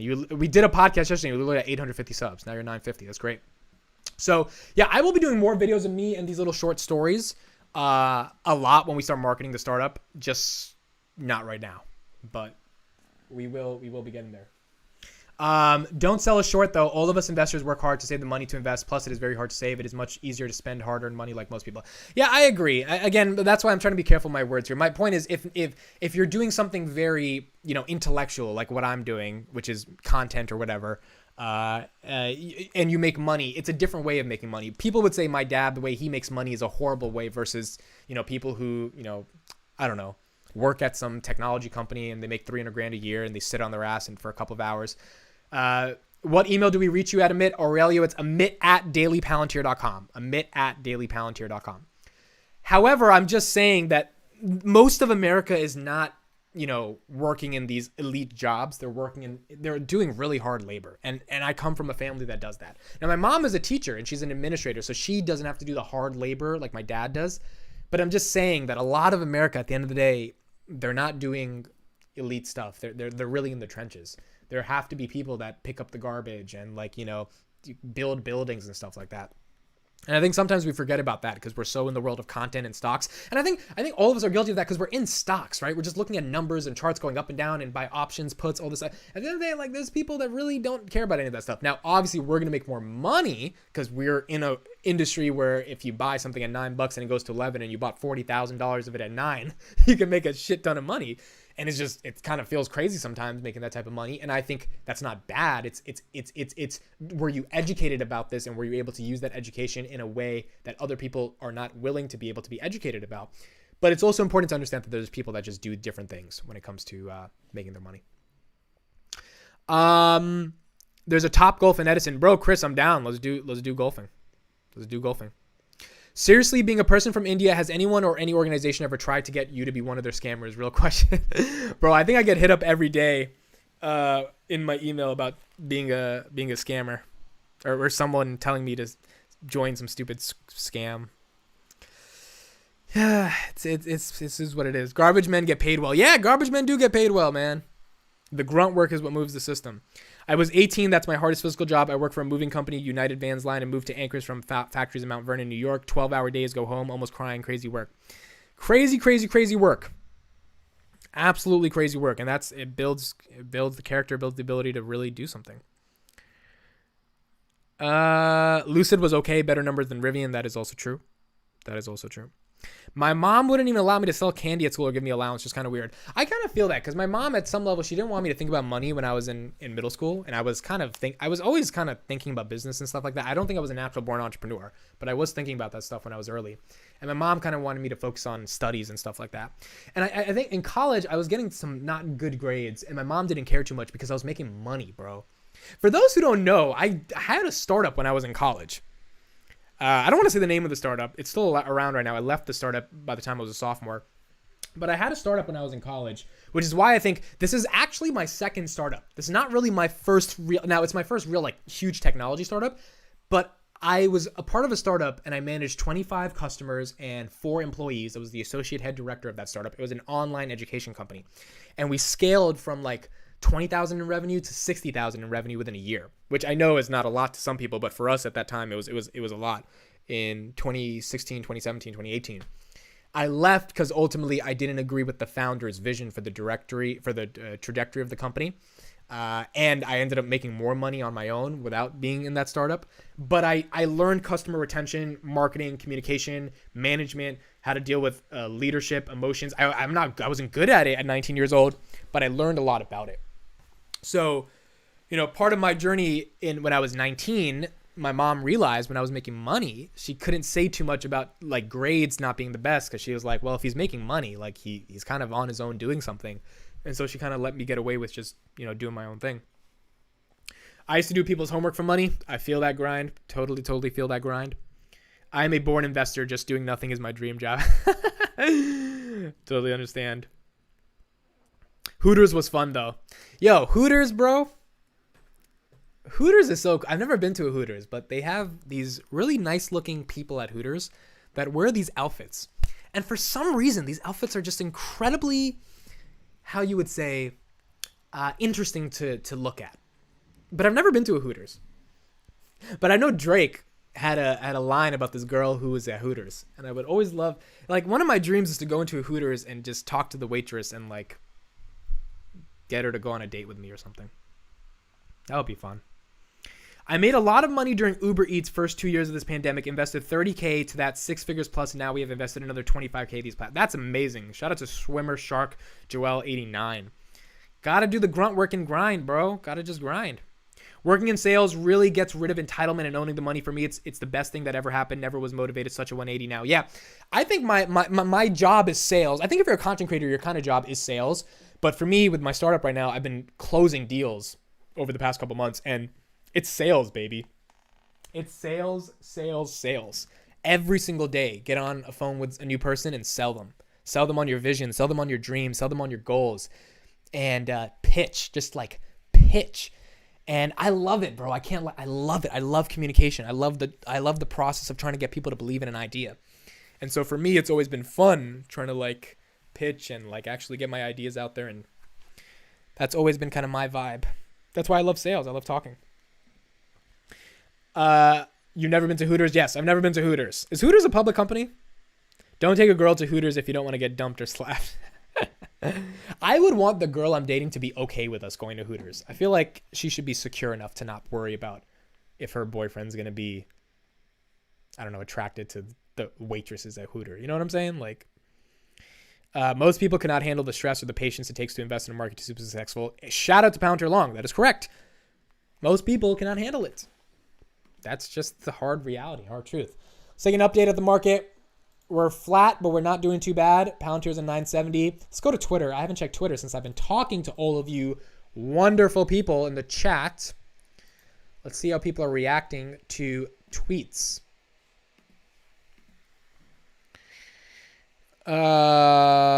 Missing text done by JPow. I'm with this is a dope text, right? I'm in a meeting with 250 people discussing the stock market crash right now.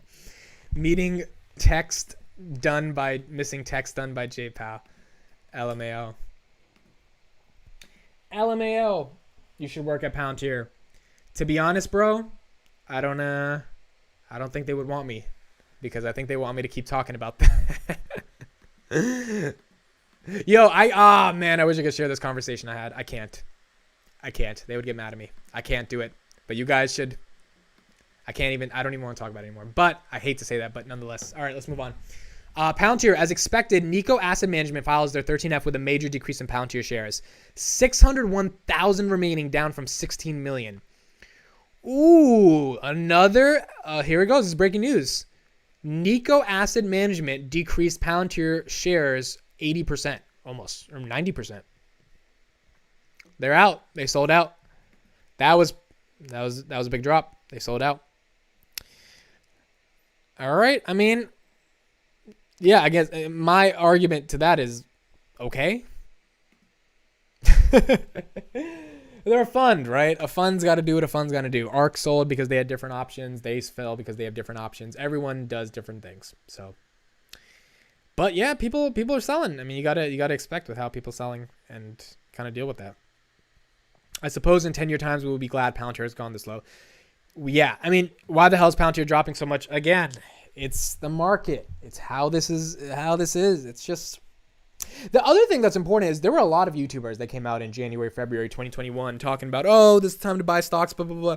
They were all wrong because it was not the time to buy stocks. Stocks sucked, right? So right now, those YouTubers are gone because they only were there for a bull market. I think if I make it out on the other side of this bear market, it would be the most healthy way to grow a channel. Because I believe in the stocks and finance space. It's kind of like in the sports, right? Like if you can talk about sports when there's not that much news in sports, you can get people to care about you. You'll be able to talk about sports when there is a lot of news in sports. So this is in COVID. The people who were able to talk about sports during the pandemic when when NBA, MLB, everything shut down, they were able to create a following and get their voices to matter when there was something to talk about in sports. I think same thing in stocks. If you can keep people's attention and you can create content that's interesting, even in a bad market, without having to clickbait them about a recession or all this nonsense, you can make it out alive on the other side of the market. I think it's the healthiest thing for a content creator to go through a bear market, because if you're only talking when it's a good market, I mean, you're not really, what are people following you for?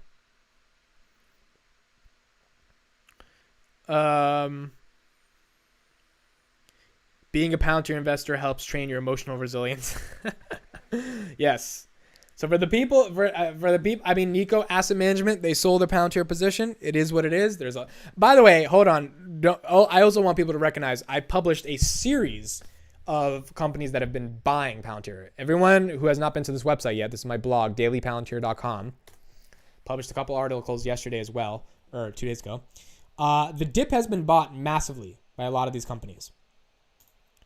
April 4th, I showed a lot, and if you just follow my Twitter, there's a lot of companies that increased their Palantir positions Look at this. By 124%, 16% increase, 52% increase, 5% increase, 29% increase, 2% increase, 358% increase, 5% increase, 6% increase, 80% increase, 8% increase, 223% increase. A lot of people, a lot of companies have been buying Palantir. The question is, are they selling it? Oh, sorry. I didn't even show you guys. This is it. So, it's important to recognize that some people have to sell, but some people also do not have to. Some people will load up, right? It's just the name of the game. It's just different funds doing different things. And that's important to understand. And that's just the honest answer. I mean, like, I don't know why they sold. They probably had to, it's their money. They have to manage it in their own way, right? They do their own thing.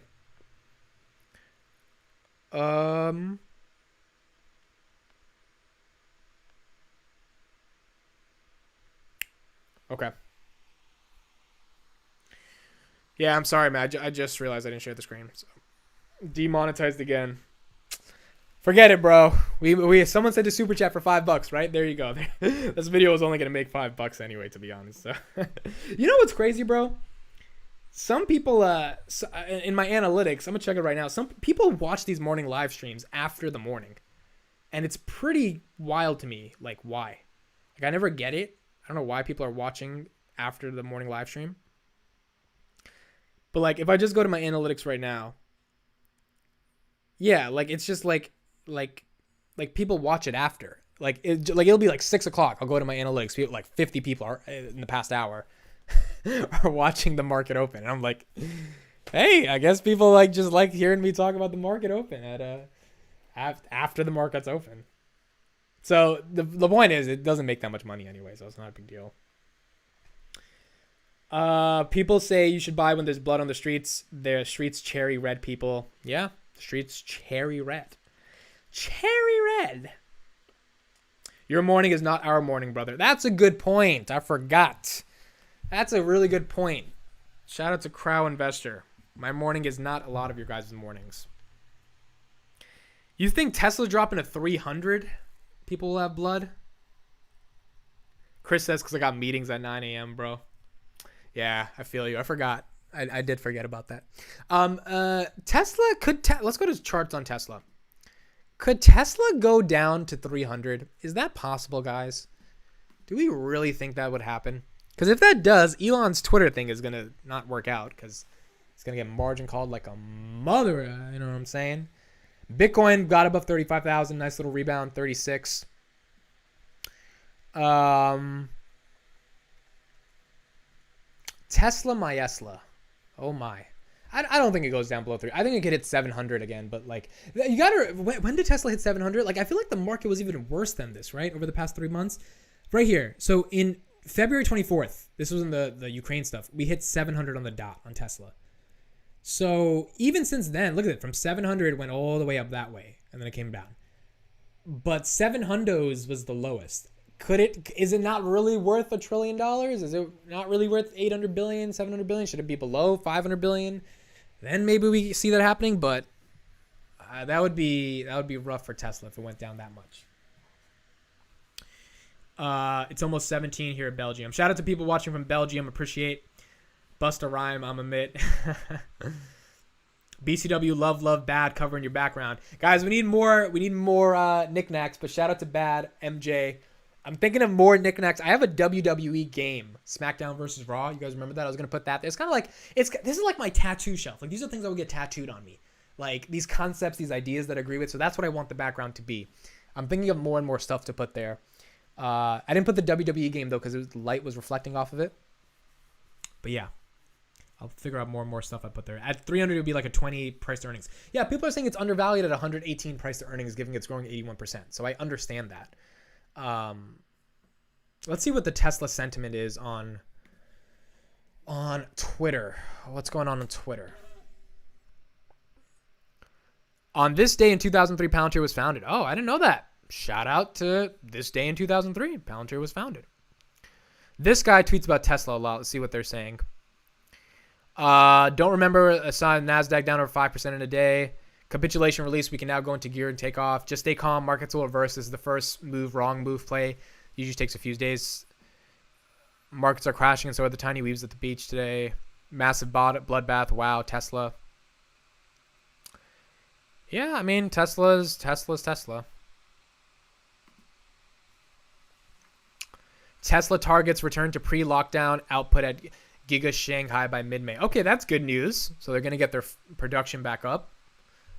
Gary Black is someone who definitely knows about Tesla very well. If Tesla Giga Shanghai already back down to 80% of the normal output of 2,200 vehicles per day, China 2Q production be 150K. Yeah, it's hard to imagine. If they have the demand, right? It's hard to imagine that the production will be...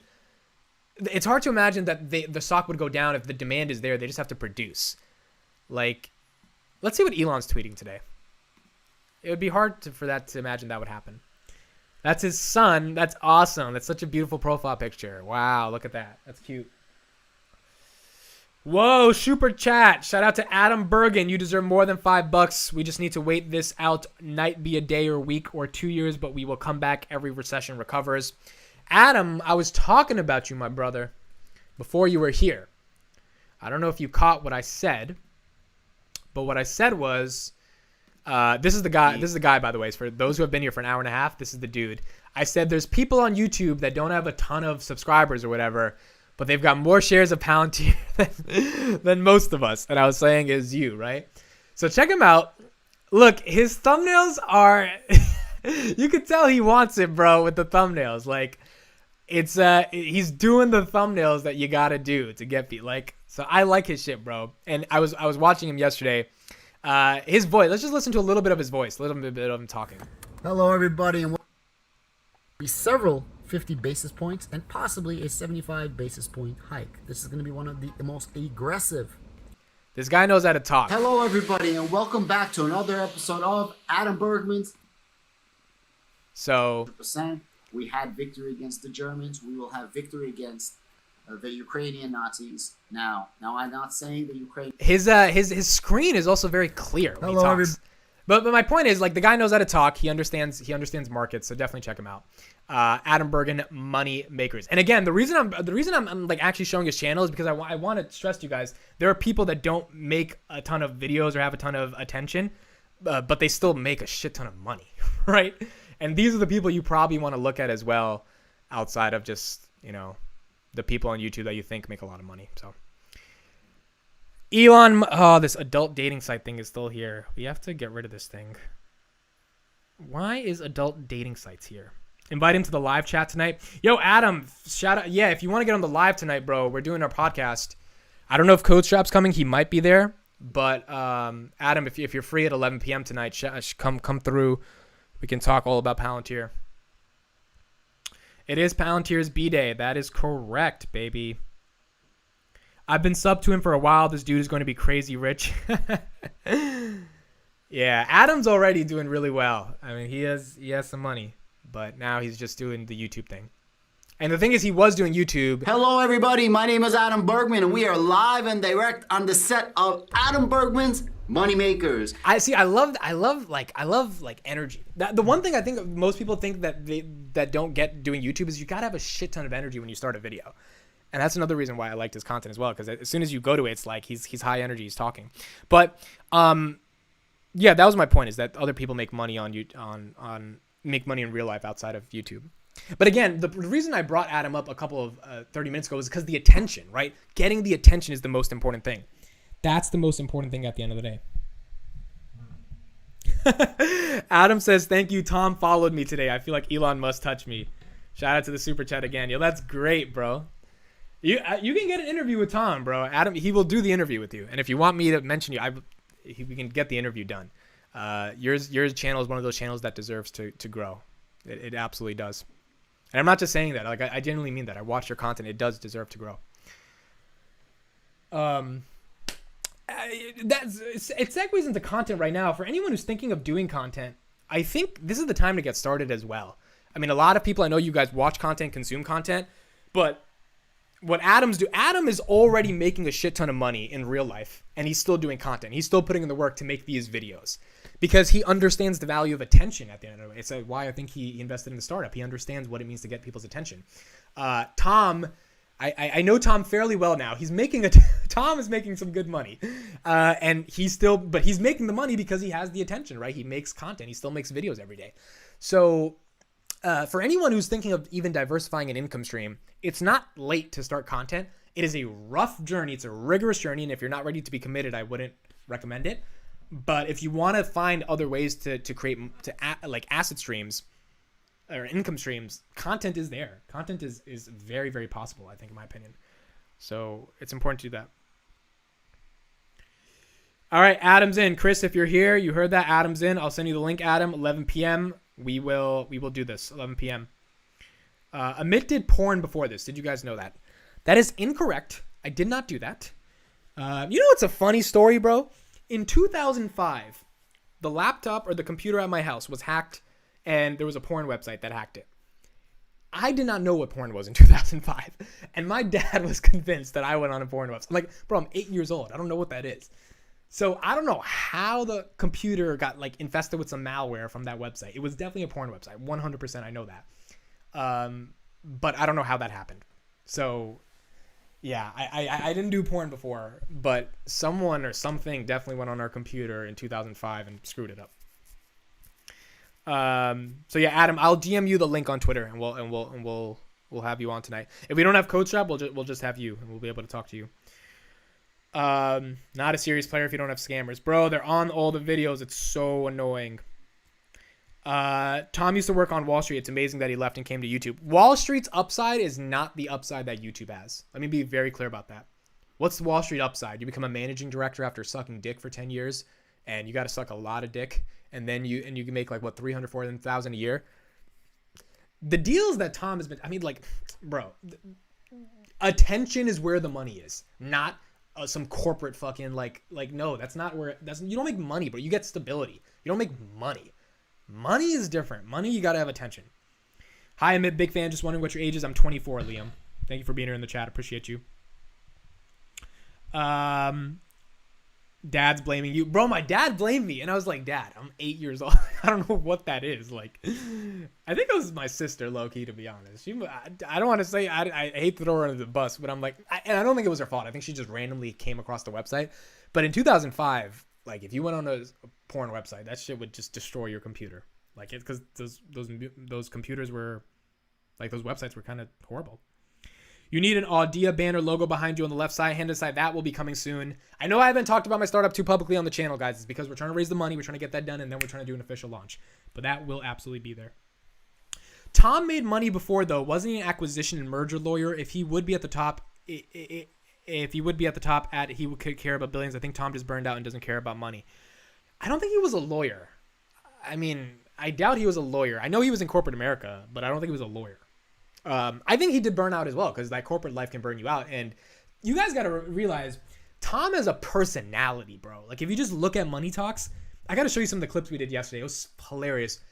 The guy he's 41, but I don't think his personality came out to the online public until 2-3 years ago, right? And same thing around Adam. Adam's around 38, but like, so like in Adam, I can tell he has that, like, you get in front of the camera and just talk, right? You have that personality. So like that personality, it takes some time to get it out into the world, but if you've got it, there's a fuck ton of money to be made on the back end of that, because most people in the world don't have a personality. So like that's a really, really important thing in my opinion. Adam is one of those people that has that. Tom has that, and I think that personality can make you a lot more money than any corporate America thing would do. Shout out to Jackalope FPV in the chat. All aboard the Super Chat Hype Train on this Friday. $5. I appreciate you, man. Thank you for being here. I actually gave a Super Chat last night for $5 to one of my podcasts that I watch on YouTube. And it was fun because it was the first Super Chat I ever did. And I just wanted to support them. And I gave them a Super Chat. And it was fun just to get them to read out my comments. It's the first one I did. So it was cool to kind of see the Super Chat thing in the way, in like real time. Does anybody know what country Tom is in? Yes. But if I tell you, I would have to kill you. I cannot tell that. But I think I have a decent understanding of where he is. I cannot disclose these things, though.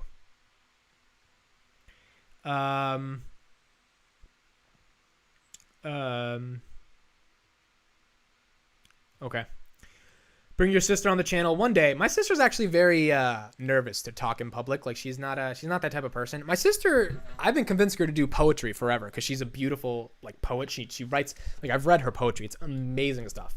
But she's not into she's worried about people judging her and all that stuff. And it's just like, that's the number one reason that holds people back from making content.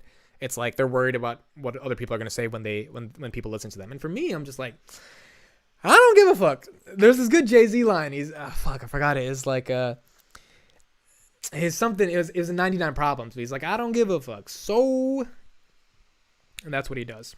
So.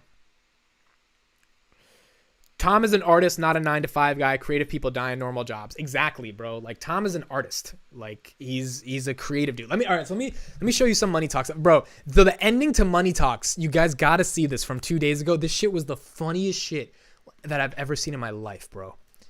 So I was trying to end the stream and I couldn't end it properly. I'm always supposed to have a good sign off.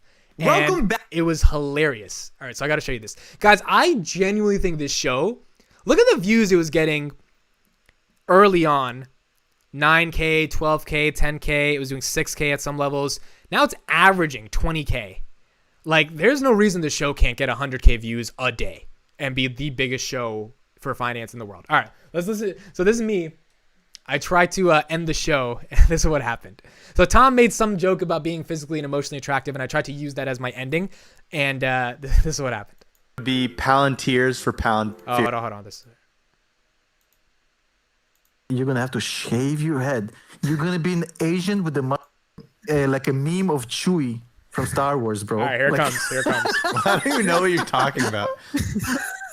We hope you were emotionally and physically attracted to this show today, and that your relationship with the show grows to be a long-term relationship with a lot of commitment. You see how much I'm struggling? I couldn't get the words together. Thank you for watching. We'll see you. Can you learn to What speak, was my that? Okay. You know, actually, I'm gonna sign. Oh my Can god. you learn to talk like a human being? I was just like, bro, I couldn't end it correctly. I'm gonna sign us off today. I actually just thought about it during the show. If you two were an 80s band, you would be Palantirs for Pound Fears. Womp, womp, Tears for Fears. Good. Justin tried to end it, and it was just like, bruh, nah, it was worse. The silence, bro, like crickets. All right, and then this was the ending from yesterday. I screwed up again, but it wasn't as bad. First of all, here's the intro.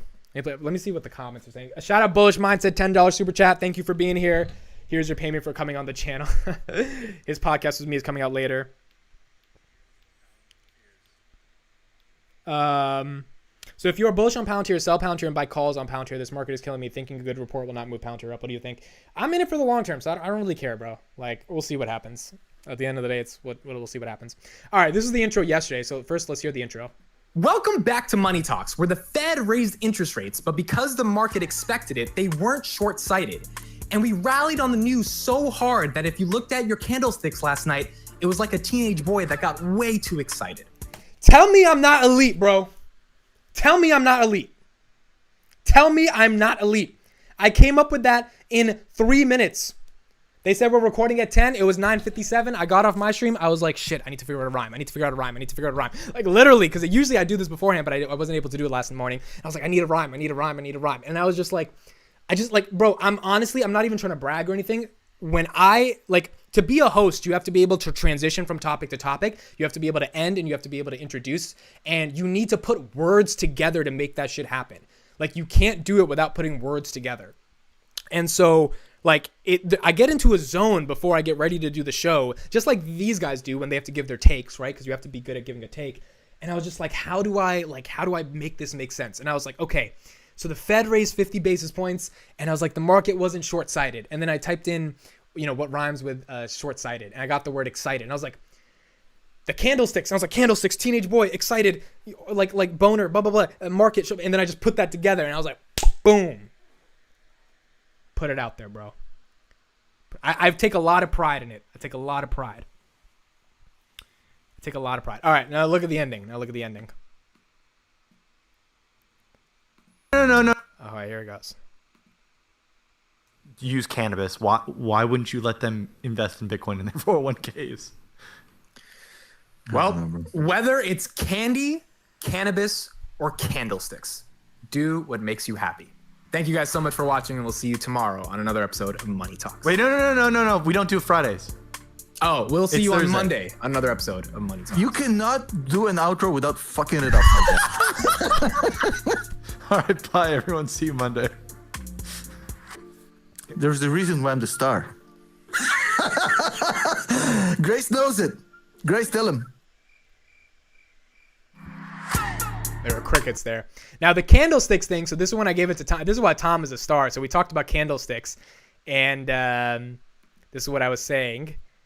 When did I gave it to him here? Yeah, this is the part. I asked him about candlesticks right here. This is what happened. This is a good edit. See, this is what I'm saying. Candlesticks was part of the intro, so I used that word and I tried to integrate it into the take, and this is what happened. And then it's kind of like an alley-oop. You know, in basketball, you give the guy the alley, they have to dunk it, and Tom dunked it. Tom Nash, did the candlesticks last night get you excited like your counterpart, Permabull Tom Lee? If there's something that gets me excited is candlesticks. I'm not gonna explain how, but you can guess. Now, as far as no, it's a romantic dinner. Come on, man. Oh my God. I'm talking about a candlelight dinner. My God, come on, get your head out of the gutter. Now, of course, I'm known to be a good time with candles. Now, dinner, get your head out of the gutter. All right, go ahead. Okay, thank you for the permission to speak on it. I appreciate it. I'm almost as impressed as your hair. Now, let's talk about what just happened, because let's be serious here for a second. So, as Justin mentioned, All right, so that was I think we got a good vibe going on the show, and we'll see how it turns out. So, yeah. Hey guys, 127 people here. We've been doing this for officially almost 2 hours. We definitely got to go 9 more minutes. We got to get to 2 hours. Shit, maybe we might go more. Why not? Let's see what happens, baby. So let's take an update on stocks. Where the hell are stocks right now? Tesla's down 873. SPY's 411, doing okay. Bitcoin's doing a little recovery. 36 up, 36K up. ARK 46 still low. I mean, so the market kind of recovered a little bit from today, the morning. It's not like it didn't go lower, is what I mean. Oh, Enphase is down. It was at 180 now, 169. But nonetheless, right? It's still a rough day in the market. Yeah. It's still rough. That's what it is. Wait, let me check Palantir real quick. Because I'm a Palantir boy. An island. Oh, you guys got to see this. 975. There's this Twitter thing. There's a Palantir. Basically, Justin's joke about being Palantir boys. There was this. Look at this. Shout out to my Palantir boys. Come on, bro. This is legit.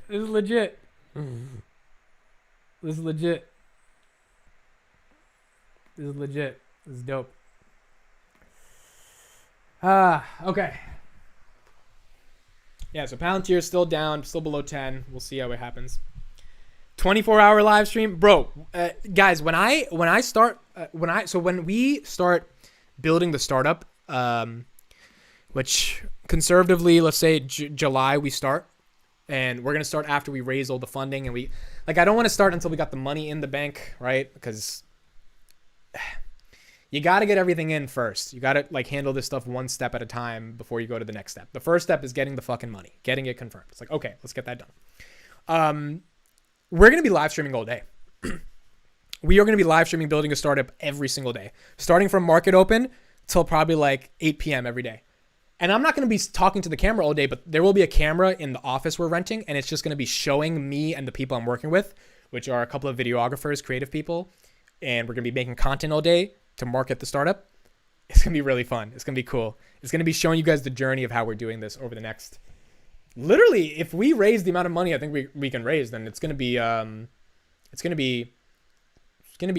going to have a decent level of... It's going to be every day for the next 2 years at least. And hopefully raise the next round of financing before that. But it will be every day. You guys will see us every single day talking. Have you revealed what the startup is? Not publicly. If you want to know, just email me, amit@dailypalantir.com. I'll let you know. And again, it's not like it's a secret or anything. When I talk about it, like when I officially announce it, I want it to be something where I'm talking for 3 hours and everyone can just hit me with questions. And I can just answer questions. Not everyone's going to like it. Some people are going to like it. Some people are going to but I want it to be a proper introduction. And I think like talking about it without really diving deep into it, it's a disservice to like the startup and all the work we put into building it. So eventually we will do that. Are you not scared someone will steal your IP? Absolutely not. I am not scared of anyone copying my idea. It's why any investor that I've pitched, I've never asked them to sign an NDA.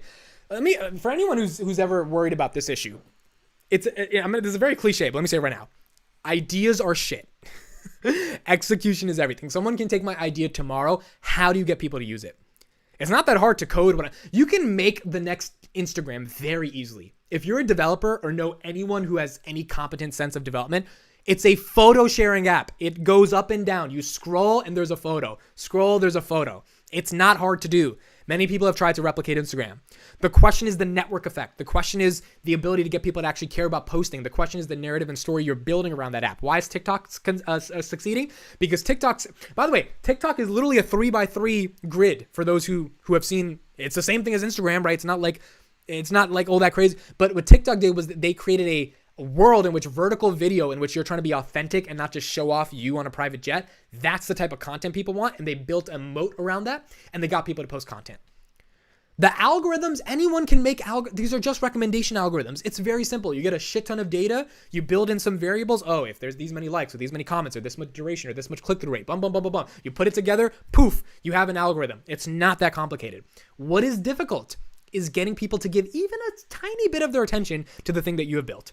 How do you get people to think about your product? How do you get people to care about your product? How do you get people to fall in love with the story of your product being built? How do you get people to be like, well, why would I use this thing over Instagram? How do you get people to go away from that? How do you defend your product against opposition from people on the internet that are going to say your product's not shit and that people that may have a legitimate argument? How do you get through that storm?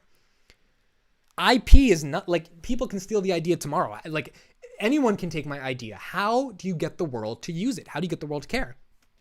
You can have all the funding in the world. There's actually an app in our space that raised $3 million in November. They're in the audio space. My startup is in the audio space.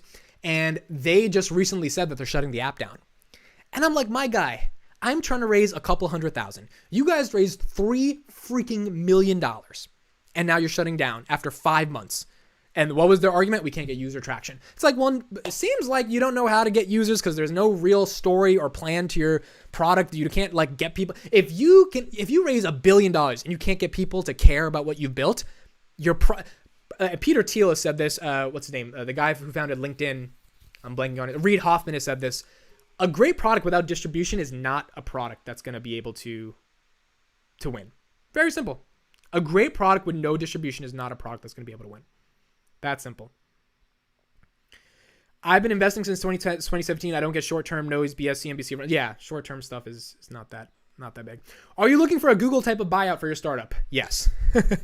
I think the inevitable outcome, there's two outcomes. Either we go public or we get bought out. Public is kind of crazy to even say we would go public because it's so difficult to do that. But if anyone was going to do it, I would bet on me. But I think a buyout, if we hit the scale we're thinking at, would happen. It's just a question of can we hit that scale? Where's the bobblehead? Tom, the bobblehead has not been done yet, but it will be happening. They do take 3 weeks of delivery. I haven't ordered it yet. I will say that. I've just been very busy, like building things, but I do have to order that. But that's going to be fun, bro. In the back, a bobblehead of Tom Nash. Like, I'm definitely doing it because it would be like, I just have to get that in the back. It's just going to be so epic. But I truthfully, I haven't ordered it yet because I've been so freaking busy the past couple days. Build it and they will come, but sometimes they need a push. Yeah, that's my point, guys. When you're building something, they need a push. Tom, we were talking about you a little bit later, and we were talking about how, content and getting people's attention. The one thing Tom has taught me over the past couple of months. He said this, so when Tom hit 275,000 subscribers, I did a podcast with him. I think it's round 2. And I was like, yo, congrats, you hit 275K. How do you feel? And his response was the most authentic response I think you could ever get, which was like, it doesn't matter. And not because he doesn't care about the audience, but because he's like, this is the entertainment business, bro. And that's the one thing I never really got until I really understood his mentality. You are relevant today, irrelevant tomorrow. You could be relevant tomorrow and not as many people show up as they showed up yesterday.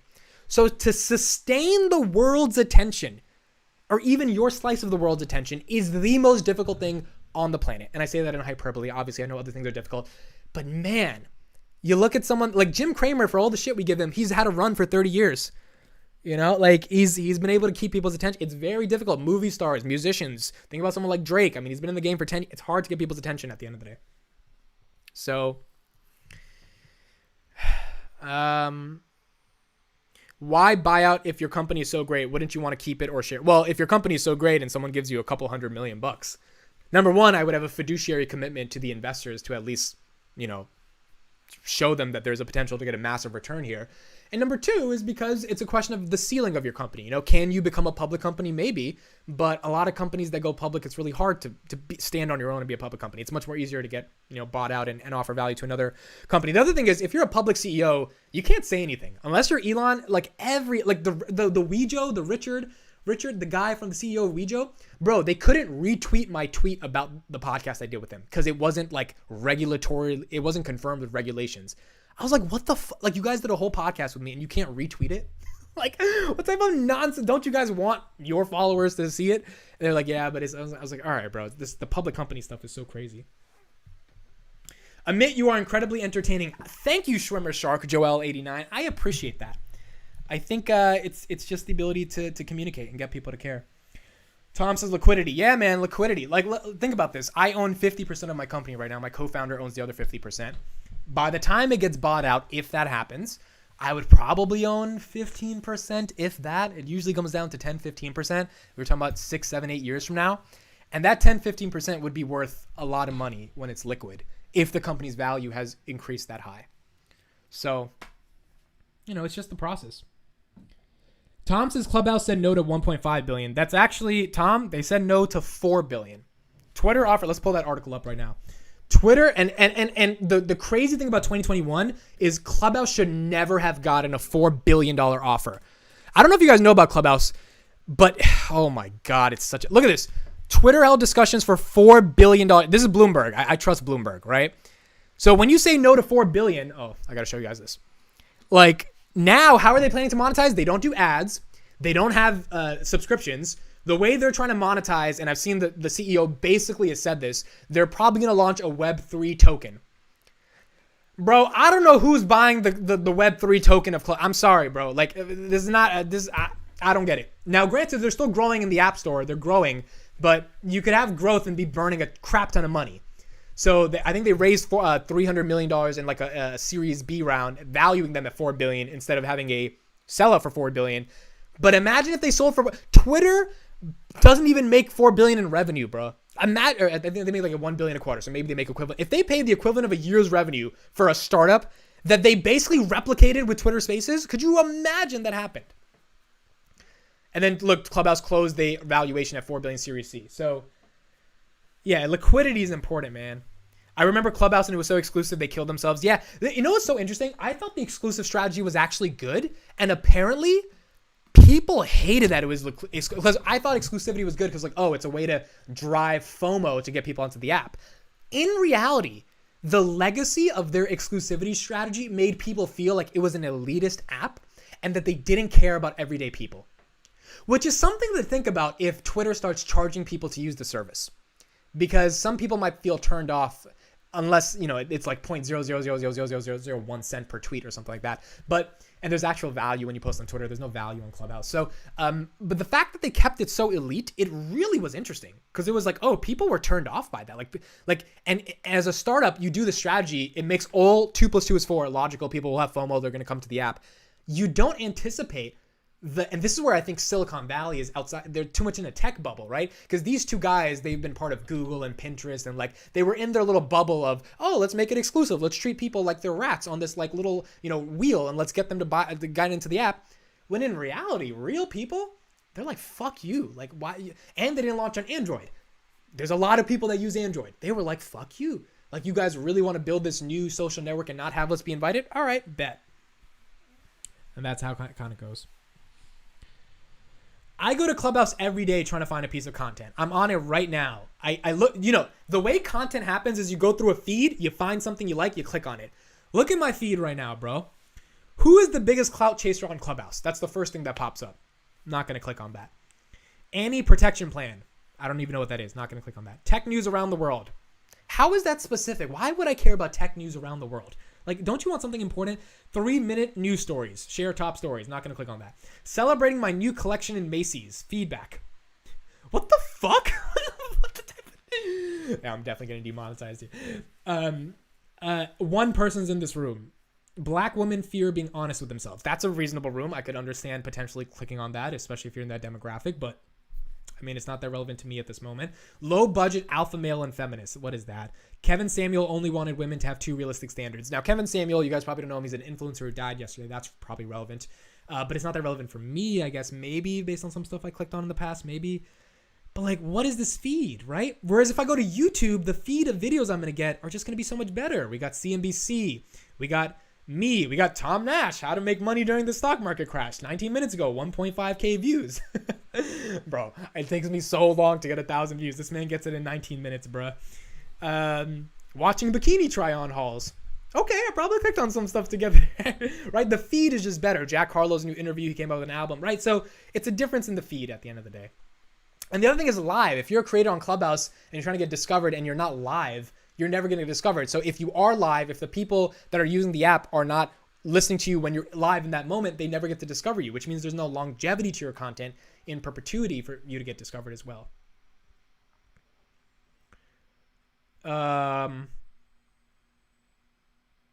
It's interesting. I can barely get people to call me for free on Facebook Messenger. You don't have an invite. RK, you don't need an invite anymore. Clubhouse is open.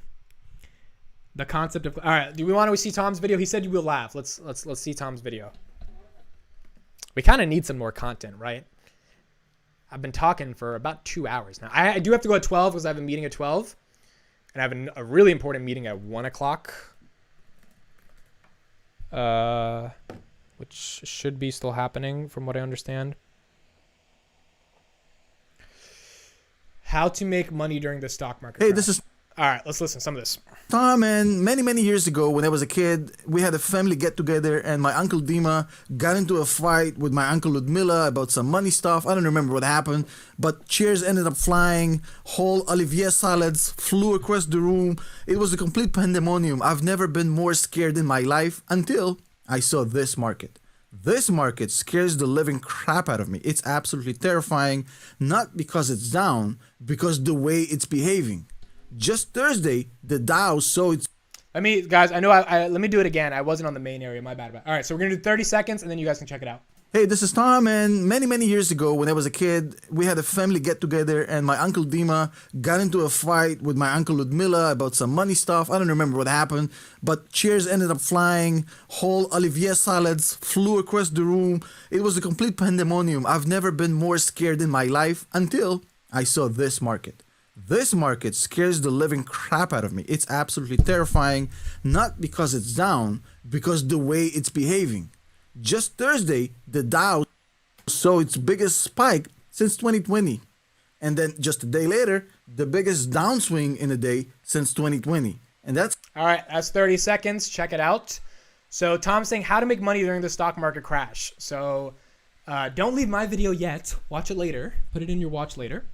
I'm actually interested to watch this because I don't know how you make money in the stock market crash outside of DCAing.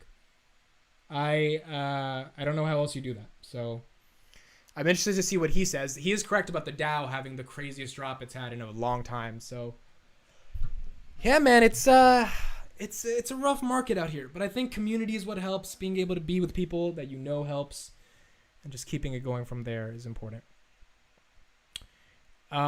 This adult dating site Tinder, bro, like, are they trying to say I should get on a date or something? Like, I don't need that right now.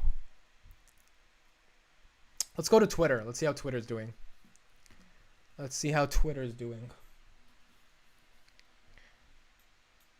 What? Palantir will close above today or I'll eat my wife's anus.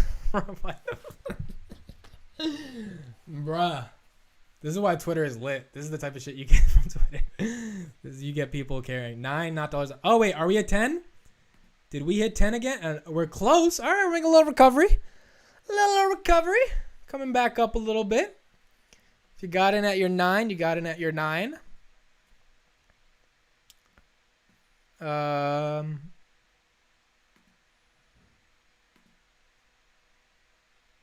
Yeah. Oh, yeah, that's what it is. That's what it is, baby. That's what it is. I think next week is going to be an interesting thing. What actually happens next week, that's what I'm going to be interested to be able to see. All right. What are we doing now? What's in the chat? No time for a girlfriend. Not at all. You can be 45 a billionaire and still get hot young chicks. That's also true. Seeing your date at 1 p.m. doesn't count. No, 1 p.m. is a very important meeting.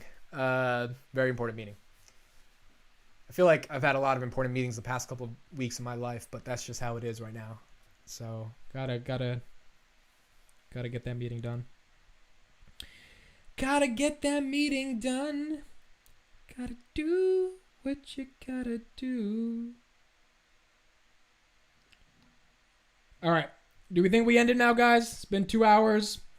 Probably should get ready for that meeting. Shout out to 124 people and being in the chat. I appreciate you guys. We will be doing a lot more longer live streams in the coming weeks. I would say by June, mid-June-ish. It's going to be really fun. It's actually going to be exciting. We're going to have a lot of fun stuff. So I appreciate everyone being with me here today.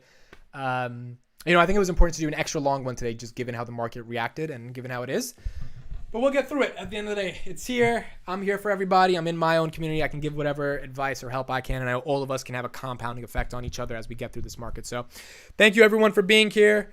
The end of the live stream today. Have a great, great, great weekend. I will see everybody next week, Monday morning. Actually, earnings. I'm doing earnings on, I forgot to mention, earnings on Tom Nash channel. We're doing earnings. So make sure you get it there. End it with your tweet. So make sure to come to Tom's channel Monday morning earnings. We're going to be doing earnings. Wait, what's your tweet? Palantir made me shower my clothes on today. I got to retweet that one. So if you showered with your clothes on today, that's okay, because we're all going through it at the end of the day. All right, everybody. Thank you, guys. I'll see you in the next one. Bye-bye.